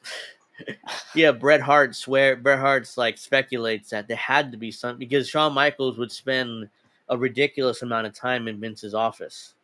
So Bret was like, I don't know if they're having gay relations or whatever, but it wouldn't surprise me at all. Yeah, no, because if you watch Hitman Wrestling with Shadows, I mean, Shawn says, "Why don't you just?" He's like, Shawn just told me that he suggested that he say that I'm gay or something, and Shawn, he's like, "Why would I do that? It doesn't make any sense. Why would I say you're gay?"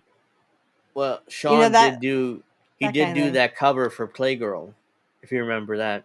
Right, but then Shawn turned it back on him and said, "How do you know I'm in Playgirl? How would you know unless you looked?" That. So he kind of turned it around on Bret and kind of made Bret sound gay. Yeah, and remember, guys, this is 96, 97, so the country was really anti-gay then. So which is what led to Goldust being a heel initially because he pushed that button. Yeah, he pushed that gay button and. Americans were really anti-gay in the 90s, so it's not like today. Like it when he's at ringside with Kurt, and Kurt goes, "Oh, that's disgusting! Stop talking! You're grossing me out." Because Kurt wasn't gay either, so yeah. So they really pushed those gay buttons, and Vince was like, "Nope." Flamboyant. Dustin tells a story where when he got hired in because him and his father had that falling out, so he left WCW. So he needed a job. So Vince called him and was like, "Oh well, pal, I got a character for you. He's good. Your character is going to be androgynous." And he kept using the word androgynous like a million times. And Dustin flamboyant. Was like, okay, but he didn't have a clue what androgynous meant. So it was like, whatever, I need a job. So you know that's what you want me to do. Fine. And then he looked it up in the dictionary. He's like, why didn't Vince just say gay? That's okay. I'll do it. But why didn't Vince just say gay? I need a job, so I'll do it. But because I remember the first feud he had was with Razor. Yeah, because Kurt came out and gave that teddy bear to Razor. Here, this is from Goldust, and Razor's like, yeah. Yeah, so it was Razor wasn't gay either. Dustin versus Razor and Goldust versus Razor, and that's when Scott Hall kind of telling Dustin, "Look, just when you have me in the chin lock, just rub up and down on my chest. We'll get some heat that way." And then Razor being the machismo Cuban guy that he was playing, and would lose his mind over it. I asked someone, "What the heck is machismo?" And they said testosterone. I went, "Oh, okay." Yeah, and that's it's that Cuban Latino type of testosterone thing. So. Yeah, Scott Hall was playing a Cuban guy, even though he was not Cuban. But I like the '93 promos that Kurt would do. He's like, "You're oozing something, and what you're oozing stinks."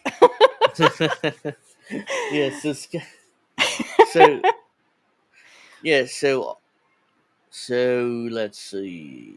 So that If I could was just mention really quickly, I did not know this. I might have mentioned this uh, before, but I saw it recently, um, and I just can't believe it. So I was going through X, and there's this Tom Green gentleman who I follow, and he mhm. told a story about the Hog Wild 1998 pay-per-view for WCW. Oh yeah, I Um, think I've it, seen this. it Go, was but finish it. awful. It was awful. They had the Jay Leno kind of wrestling. He mentions Oh that, yeah, that but tag he team also match. says that the concert, there was supposed to be a country music concert, and I can't believe they did this in '98. They should have waited till '99. Yeah, But I kind of see why they did it in '98. So this was before the West Texas Rednecks and yeah. before the This would Chad be. Brock stuff. Mhm. This. Apparently, I did not know this, that Travis Tritt was holding up the show. Yeah, Travis Tritt. Travis Tritt yeah, was holding up the show. He wanted uh, an insane amount of money. He wanted 3 motorcycles and a Learjet ride back to his yeah. wherever he was going to perform again. I went, Because he who found. needs 3 motorcycles? You can't drive them all at the same time. What the fuck? Yeah, he wanted. What? He wanted a flight. Because the reason why he found out somehow that WCW was just paying out ridiculous money to everybody. Right, I right, don't know who right. told him. I'm assuming someone with blonde hair told him to hold Hulk up. Hogan. Yeah. So he found out somehow. So that's when he made this ridiculous demand that they had no choice but to give it to him Yeah, because they caved in and did it anyway. But the they thing promised is, this big concert. and I this was definitely Bischoff's fault. They Yeah. forgot to tell the cable company that they would be Mm-hmm. going 30 minutes over, Yeah. and they had to refund a whole bunch of pay-per-view money to people because that's why people got the pay-per-view. They wanted to see Mm-hmm. Travis Tritt. But I And of mean, like, I can't course believe Travis Tritt they. would do something stupid like that. I mean, how greedy do you have to be?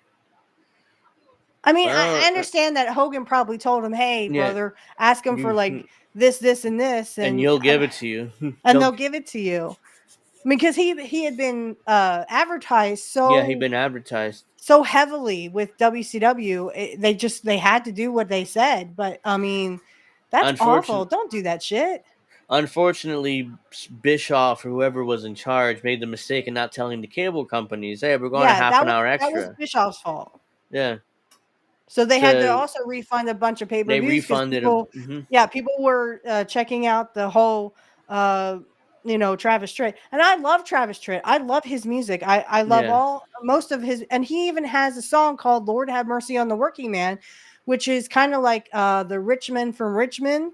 yeah, It's literally like that song. He talks about how the poor, some of the lyrics are, "Why is the rich man busy dancing while the poor man pays the band?" That's some of the lyrics in that song, and I mm-hmm. love that song because I mean, it literally, we should use it as a song today. Uh-huh. Um, and I just can't believe like Travis Tritt would do something like that. That it doesn't seem like Travis Tritt to me, but again, I don't know him personally. But Yeah, I said to Tom Green when I saw it, I said, no wonder they didn't use Travis Tritt or Toby Keith. They only used Chad Brock in his feud with Kurt yeah, because Chad Brock, one, was a wrestler. I didn't know this until I looked it up. uh-huh, Sorry, I have to move. Um, Chad Brock was a wrestler in '96 and then had a career-ending injury, yeah, and he couldn't be a wrestler anymore. So he actually went into the music business. He had a song. It was called "She Said Yes," or I think it was just called "Yes." Um, yeah, I didn't really like that song because I did listen to country and I still listen to country, but mm-hmm. more of the like the '90s country I grew up with. And so I knew who Chad Brock was. But then when he came out with Lightning Does the Work, which I love that song. It's like the only Chad Brock song I actually like. They did it while he came out with that song while they were doing the feud with um with Kurt Hennig Yeah, and the West Texas Rednecks. But I mean, what? No wonder they didn't get a top star because Chad Brock was still trying to make it in the wrestling business. He only had like one other hit. yeah, I was surprised that they didn't get someone like Travis Tritt or Toby Keith. Even Toby Keith was best friends with Jeff Jarrett, so I'm yeah. really shocked that they didn't get like Toby Keith to do a feud with. But this But I guess they is. just couldn't do it because the budget just wasn't in there. Yeah, this was '99, and by this point, Mhm. Turner was really slashing WCW's budget. Yeah. So yeah, so they couldn't But get a I would have Toby loved to Keith or seen Toby anything. Keith Yeah, versus Kurt Hennig. they couldn't I'm get a sure Kobe Kurt would be like, Keith or yes. yeah, they couldn't because the budget wasn't enough. And even though Toby Keith was a big wrestling fan, but he wouldn't come in Oh my God, was he for ever? He nothing. was Yeah, on TNA for heaven's yeah. sake. In fact, there was Um, this. I saw. I heard. I saw a story about how Toby Keith nearly bought TNA, like in 2015 or really? 16. Yeah, him and Jeff Jarrett tried to buy TNA back from Dixie Carter, and they turned him down. Eventually, it was sold to Anthem Sports, which is still Yeah. around right now. I But didn't know. yeah, I he didn't was a know huge that. wrestling fan. Yeah, he Oh tried to yeah, buy no, TNA. Toby Keith, the hugest. I mean, and him and Jeff Jarrett were like really close friends. I didn't find Be- that out until recently. Toby Keith passed from yeah, cancer, cancer. Yeah, and they talked to Jeff Jarrett, and Jarrett's like, I miss him every day. I'm gonna miss him, until this wound heals.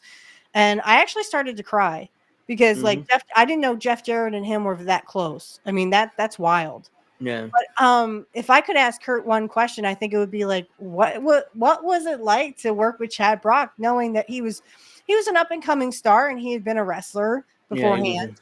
for WCW. And I mean, what was it like to work with Chad Brock and have that little feud? Because it was like, oh, Kurt was after like he did Lightning Does the Work, and they don't show this Mhm. on Peacock. I don't know why. Maybe they couldn't get the rights to it. Yeah, they probably couldn't Lightning get the Does the Work. rights. So he did a little concert. Chad Brock did a Yeah, little concert, and then Kurt was supposed to come out and be like all kinds of jealous. How dare you come out here on, when we have the rest X's rednecks and blah blah blah blah blah. yeah. Um, They probably couldn't get the rights to air his music, so they kind of cut that out of but I'm still the going to Peacock sing showing. it. I just couldn't find a karaoke version of Uh huh. uh of the Rap is Crap. So I definitely will do that for Rumble. I just haven't gotten around to it. I've been like Oh, so okay. busy.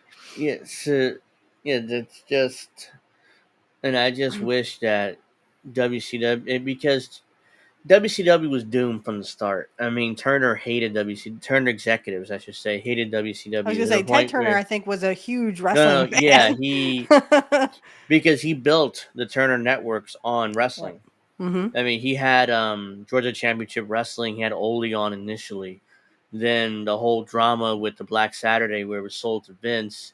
Vince promised Ted Turner an original show, and of course, gave him a shitty clip show, which Yeah. nobody wanted to watch. So it was like, okay, either you sell this time slot, or we're going to cancel you anyway. So he sold it to Jim Crockett, and Jim Hmm. Crockett, and ironically, that money was used to fund the first WrestleMania. So Right. Get ironically, out. Jim Crockett, Wow. gave money to Vince, which was used to finance the first WrestleMania in '85. So Right. Well, I Vince did see turned it into a positive, his failure. and that was good for Vince, not so Yeah. much for Turner.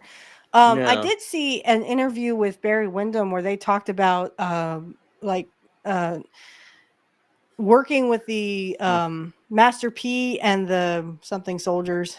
I forgot what they were The called. Masterpiece Soldiers or Yes. something. So I um wasn't really watching WCW then because it was terrible. So oh, I hey, was. Cowboy, thank you Hey, for joining cowboy. us. We were talking CBC yesterday. voter, thank you for I'm joining us going as to well. wrestling.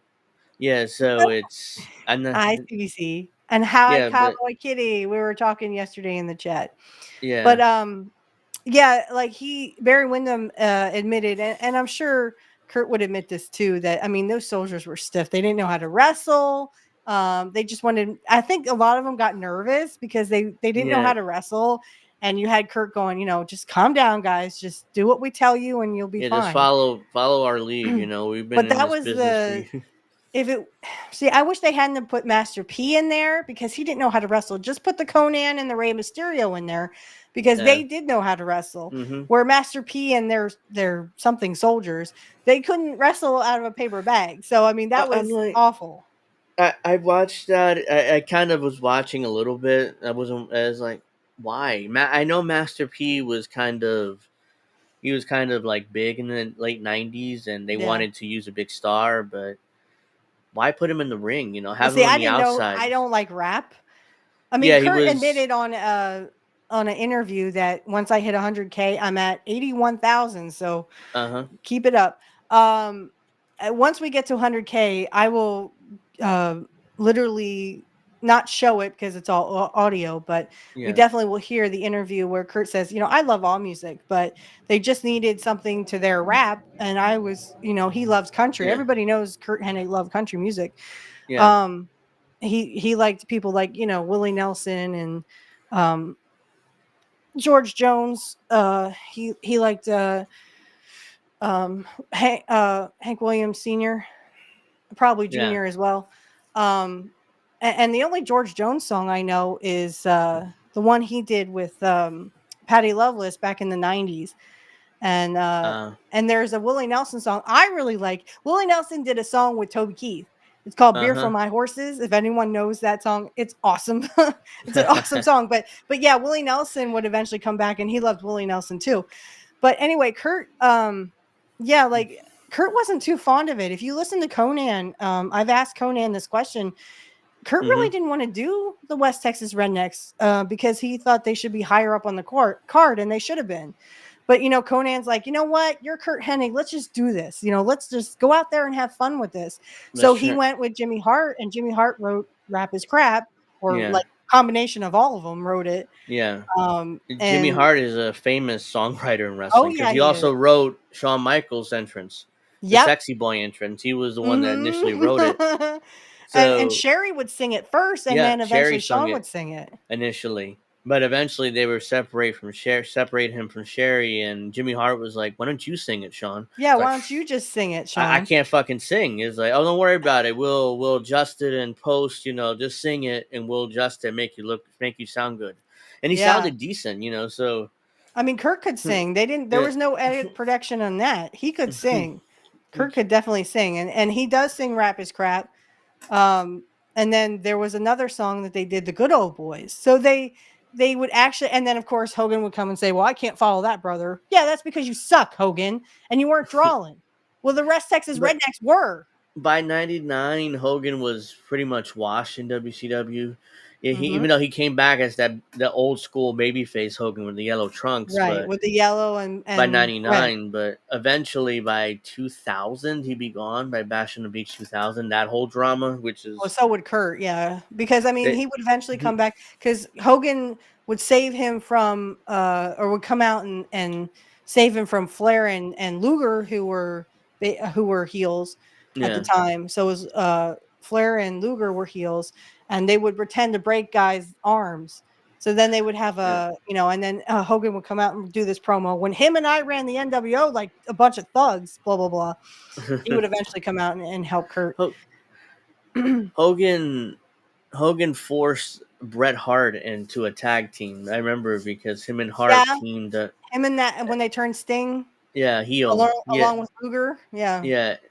I'm like, I'm sure Bret wasn't too And Bret's fond of like, "Come teaming on, with man. Hogan. I don't want to And, be dragged down to your level. You can't even sell anymore." yeah, he teamed with Hogan, and Hogan forced himself into a lot, especially towards the end of WCW.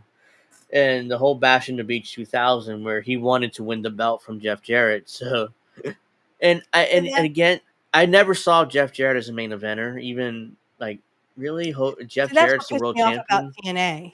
Like, they Yeah, they gave the belt Jarrett gave the belt to himself, but then he wouldn't give it to anyone else, like he Kurt. basically he was the promoter's boy, Right. because Jerry started TNA in order to give Jeff his job. Because Vince fired him infamously in that that last Nitro when Vince was watching, and what did he say? Jeff Jarrett is double G, double O, double N, double E gone. So he fired him live on television. Mhm. But he did So that for all the guys like Goldberg. He said Goldberg and Chris Benoit and Dean Malenko and Rey well, Mysterio. And then they ended up all going to WWF anyway. Benoit, Guerrero, Dean Malenko, and Perry Saturn came in before WCW closed. They were the Rascals. Yeah. But the rest of them wouldn't come in until later. Rey Mysterio came in a couple of years after WCW folded. Oh, like Goldberg would too. I didn't like what I didn't know this, but eventually I would look it up. Perry Saturn was in the military. And the stupid storyline with him wearing a dress. I don't know who the fuck made that. You should be That shot in was the head because literally that that's not okay. That was that bullshit. was that was punishment because Perry Saturn had a match with a job guy on Sunday Night Heat, and the jobber didn't know what he was doing, so he was stiff Saturday with night. Perry. Yeah, and Every Perry was stupid stiff Saturday night. back, and eventually he would shit can him out of the ring, and he landed right on his head. So he had to So wear a dress for that? yeah, apparently that was his punishment. He would have mop, he'd fall in love with the mop, and he had to wear a dress. So this is Vince in 2001, 2002, which he was at his worst then, so giving shitty gimmicks out. So that was a punishment for doing that to a job guy, basically treating him like a piece of shit, which he's supposed to put over Perry Saturn, and he didn't do a good job of it. So eventually Perry got angry and eventually would shit can him out of the ring, and he landed on his head. So I think that jobber may have sued Vince. That's why they kind of punish him over I think it. you mean WCW. Yeah, he Yeah, it might was have a sued WCW Vince. thing. Yeah.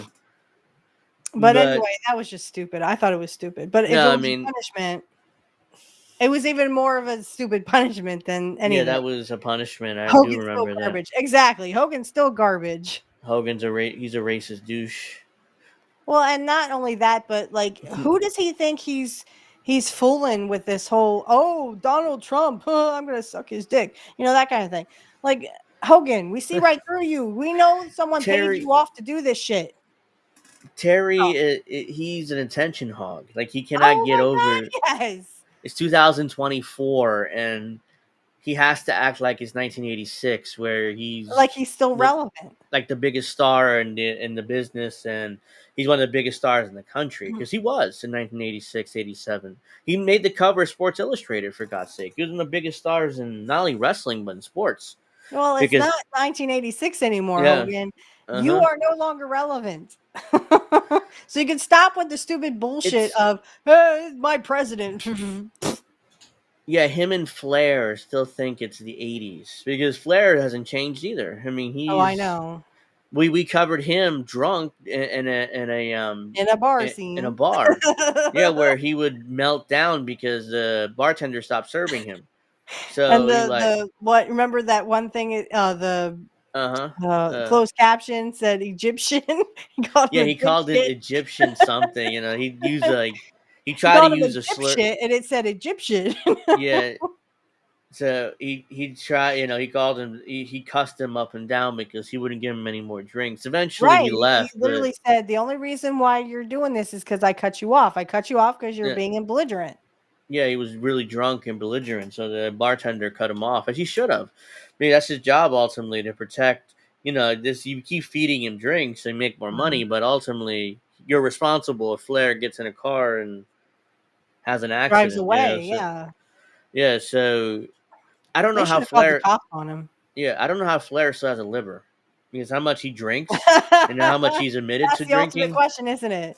How I does Ric mean, Flair have a liver after all those drunks, time he's been drunk? because he did a interview or documentary where he admitted that every single day since 1980 he's had like 10 cocktails and like 3 or 4 Oh my beers God. every single day since like 1980. Wow. So it's like he's still, he's styling and profiling. He's Ric Because he still Flair. thinks he's Ric Flair because he can't see, and that's the problem with some of the guys of the 80s. They literally live their gimmicks so much Yeah, that they literally can't go back to what they, not that they were in the military, but what they call civilian life, that yeah. they just can't turn that wrestling character off. It's always there. They blurred the lines. Yeah, they blurred the lines, and Hogan Vince and says Flair that too. especially. He also blurred the lines between Mr. McMahon and Vince McMahon. Yeah, Nobody really knows the real Vince McMahon except for which like Linda and is Stephanie and in Shane. his family, yeah, but Yeah, but I mean, no one knew Vince as well. You know, and Vince says it in the trailer for the Netflix series. Nobody knows really who I yeah, am and because he what I'm would blur about. that line Yeah. between Mr. McMahon and Vince McMahon. So I think he wanted to do this documentary in order to expose, who he is and what he's really about. Because I don't know whether he thinks he's gonna die soon or something, but it's kind of weird now. When he's nearly 80. Now he wants to tell everybody who he is and what he's about. And I can't I believe think, he's lasted this long, to be honest. yeah. So I think they talked about this on Cornette's podcast, where Vince was open about his life to the point where even the producers were like, "We can't use most of this. I mean, you've done a lot of fucked up shit." Yeah. So it's like we can't use most of this. Holy shit! And Vince was open about it. He didn't hide it. He's like, "Oh yeah, pal, I did this, this, and this, and I did Is this, Jimmy this, and this to Snuka this covering up? wrestler." He was openly admitting it. He wasn't trying to Mhm. cover anything up. And even the producer was like, "We can't use this. Like this is too We're much." gonna, yeah, this is way too much. And Uh, how are you not in jail? Is would be my next yeah, question. How are yeah. you not in jail for any of this stuff? Yeah, he never went to jail for anything.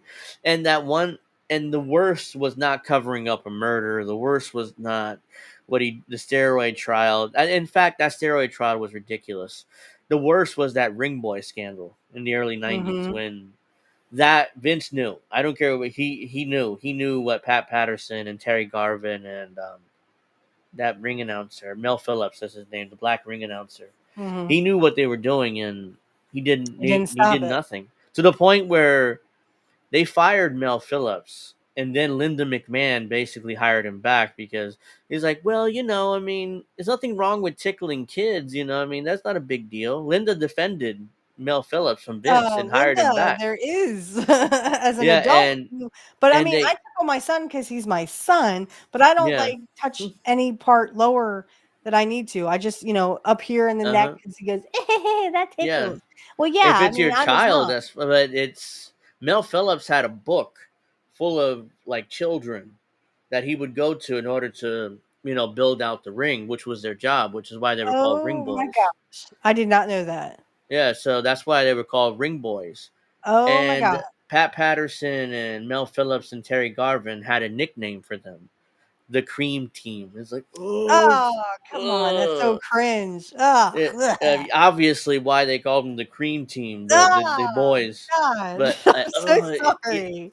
it was, and the only one Oh my that came God. back was Pat Patterson. Vince hired him back in Right. secret Right. initially.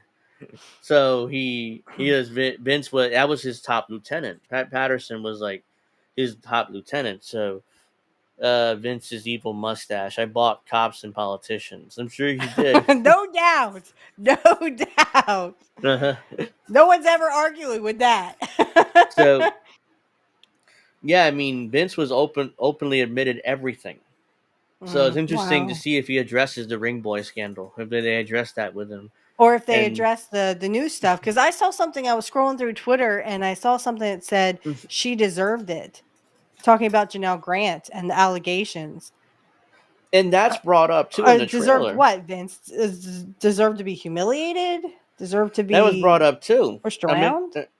I'm sure Vince is not answering questions about that because he's being sued and he's also under criminal investigation over that. Right. So there's no way he's even answering. Even if they bring it up, he's not going to answer questions about that. Well, I think they're going to So do what they did with the Jimmy Snuka stuff, because mm, Vince is 80. He's not going to. First of all, he's rich and he's 80, so he ain't going to see no jail time. Just like no, they said, oh well, Jimmy Snuka is too far gone to go to jail and oops. stuff. So I just think that no matter what happens, I think eventually it's going to come down to, oh well, Vince is 80. He can't. He's too mentally unfit to be in. Oh, It's stop it! Stop it! yeah, Stop Vince. it! You like I yeah, can't believe you cream. wrote that. Shame on that you, Vince's mustache. Shame so on you. Ugh. yeah, I'm gonna that have was like nightmares for weeks. uh, again. Maybe next week when we go to I have to play that and because there's a YouTuber named the YouTuber named Edge of Wrestling or Age of Wrestling did a documentary on it, which I thought was well done. So covering that. Okay, So Mouse awesome. says, "I'm not a wrestling fan, but I came to say hi because I like and love your Hi, channel." Mouse. I'm How Mouse? sorry. Thank you. Yeah. I just want to say really quick the reason why, guys, I'm not in Kit's YouTube chat room anymore is because I can't take the trolls. The trolls are making me upset, and I don't need that kind of a stress right now because I'm just so busy at work and stuff. So I'm just gonna cool it for a while in the YouTube chat and the Rumble chats, and just stay in the Kick chat room. So if you do want to go to Kit Cabela's Kick. You can see me over Yeah. there. Okay. Well, they So, let Cosby off. I'll be fine. oh, hey, hey, hey, hey. Vince's evil mustache. Go see the White House counselor. I don't care where Wendy Carmelo is. Go see her and tell her what you said. Oh my gosh. I mean, again, the documentary is premiering next week on Netflix, so Is I that got to right? figure Next out. week. Yeah, it's next Wednesday, 25th, I think it All is. So right. I would like to kind of review episode 1 at least, and review one every single week. But I'm gonna have, hopefully somebody uploads it to Daily Motion or YouTube or something, Yeah, because yeah. Me too, I really because don't I want to don't pay for really want to get Netflix. yeah, I don't really want to pay for Netflix because not my cup of tea, but I think I will. Well, see, the thing is I can't because when Monday Night Raw is on, I have a show, so I have Black Magic Talk. Yeah, You know, unless I move it to a different day, but right now it wouldn't suit my schedule to do that. So yeah. So if you can't, like for Bad Blood, October 5th or whenever it is, second, I forget what date it is. It's a Mhm. Saturday night, so we have to do pro wrestling talk on Sunday, or I'm not sure what you schedule. Like, we could do it before the pay per view starts, but I don't think we could do that. let's do a Sunday. Let's Okay. do the Sunday. That's 7th. That's the 7th, Yeah, yes. it's at 7. That because it has to be, because I have to Indian Reef do their show. How do we miss that at 10? Okay. So if you want to have that extra hour of buffer, then just in case, because we do go long, So Yeah, but let's do it at either after 8 o'clock or before 8 o'clock because that's when I put my son to bed and I have to read him 2 books. I uh, always read him 2 books before he goes to bed. yeah, so we could do it Sunday at 7ish, and we could finish up earlier, so you can do that. But yeah, we would have to review that Bad Blood pay per view on Saturday or Sunday, because it's Saturday. I think it starts at 6, the pay per view now, because they're moving it back an hour. Really? So more Yeah, people can watch it, I guess. yeah. So they started at 7, but it would end around 10. And I don't know why, because I guess because more of the kids, they want more of the kids to watch. So they're starting at 6. Most kids go to bed by 8, 9 o'clock. 8, 9 o'clock, yeah. My So son usually goes to bed at 8, so uh, for school. Well, she's gonna it's not need her Saturday own night. counselor after it. Oh no. So next Saturday, we're gonna probably review that first episode of Vince's documentary, and And we're also going to preview Bad Blood, we got to give our preview Bad stuff. Blood too. Really quick, just before we go, we have Yeah, about 4 minutes. I just uh-huh. wanted to say the AEW All Out, I forgot to give my star ratings. Oh yeah, And really, I can sum it up in so many words. uh-huh. Literally, I gave it all negative 10 stars because it was all shit and I hated it. Yeah, I hated reviewing it. I hated knowing about it. And literally was just shit. that was embarrassing. I mean, that was. I don't want to show anybody that pay per view if they're watching. If they see wrestling and Not they even watch on that pay Rumble. per view, is like, whoa. It's Yeah, like, not even on Rumble. We didn't even want to is show that it the on shit you Rumble. like? Like, literally, I'm afraid that is that the shit you like, because it's embarrassing. Who wants to watch that? It's like, no, like we wrestling fans reject AEW. Hell, I guarantee you most WWE fans don't even know what AEW is, let alone watch it. So they have such a mainstream audience that, I don't even know and what it they're is because of Jim Cornette. yeah. So that's the reason. And when it first started, I know Cody was there, and I checked out his segments, and Jericho was still kind of, relevant and kind of in shape, and, was still able to wrestle. So I watched his segments, because the rest of the show was just awful. Even then, it was awful. Oh, Well, my I neck's just want to stiff. say some shameless plugs really quick. So Yeah, we. tomorrow, the lovely Angel Riviera is going to be on my show along with Matt Collins, who is my co-host for Black Magic Talk. We're going to go over Kurt's ribs. So we're going to Oh do. I yeah. have like 28 of them, and I mean, you're just going to laugh your butt off because I mean they are literally so funny. I was telling my hairdresser some of them, and she was laughing. So they are really, really funny. And like I said, I think that Kurt could give Owen a run for his money. Yeah. So also for Black Magic Talk, speaking of, we're going to go over Maybon because Maybon is today. Happy Um. Maybon, everybody. And it just means the autumn equinox. So, Yeah. we're just going to go over traditions and stuff and what Maybon means to us. Uh huh. That'll be dropped on Tuesday. And then after Sunday, so next week, I will be doing the match with Chris Jericho and Kurt Hennig on Monday Nitro, which was December 29th. It was a shit show because Jericho could have hurt Kurt when he botched the lion salt. So Oh yeah, and Kurt kind yeah, I of mean, had to and he had protect to them, bring or his knees up, and he yeah, was protecting himself. So yeah. I will be giving. I will probably be swearing a lot because I'm like, really, Jericho, you dumb mother effer, Uh-huh. stop it. But that was like the last show before Kurt would eventually. He had time off in January and would come back in February of Mm-hmm. '98. And then he would go against, of course, Bret Hart, and we will go over that as well. Yeah. But and then of course next week we'll be right back here for Pro Wrestling Talk, eight Mm-hmm. 8 o'clock Eastern, and we will preview. Bad We're gonna Blood. Bad Blood, and then Eh, we're gonna review the first Vin- episode of Vince. Even though usually they upload it all at once, Netflix, but I Mhm. want to do one episode each, so which is Sure. why over 6 weeks or whatever many episodes it is. But yeah, I mean, Angel in the Afternoon is Fridays at 7 as usual. We'll be back here for Pro Wrestling Talk at 8, and I'll be doing your show again tomorrow. So look forward to that at probably October at some point. You're gonna upload it. Yeah, So it's like the middle of October. Yep. oh, we did our episode we did back in August has been uploaded, right? It's Yes. on Yes. Rumble and So YouTube. So right, episode 51 with mhm, the lovely Angel Riviera over here is on both channels. If you would like to mhm. check out my Rumble or my YouTube, it's on both Those links are down channels. there. So in the All links are down description. there.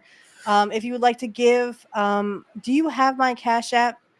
I don't know if you do. No, I have your locals on there. I don't know. I didn't know you have a Cash App, so Yeah, so I have I can Cash put it App. down there next week. But Yeah, I'll if give you it to you give it to next me, week. And then if you'd uh like to huh, give to my Cash App, you can just find that in the description field. You can go over to my YouTube channel. It is in my YouTube and my Rumble channels.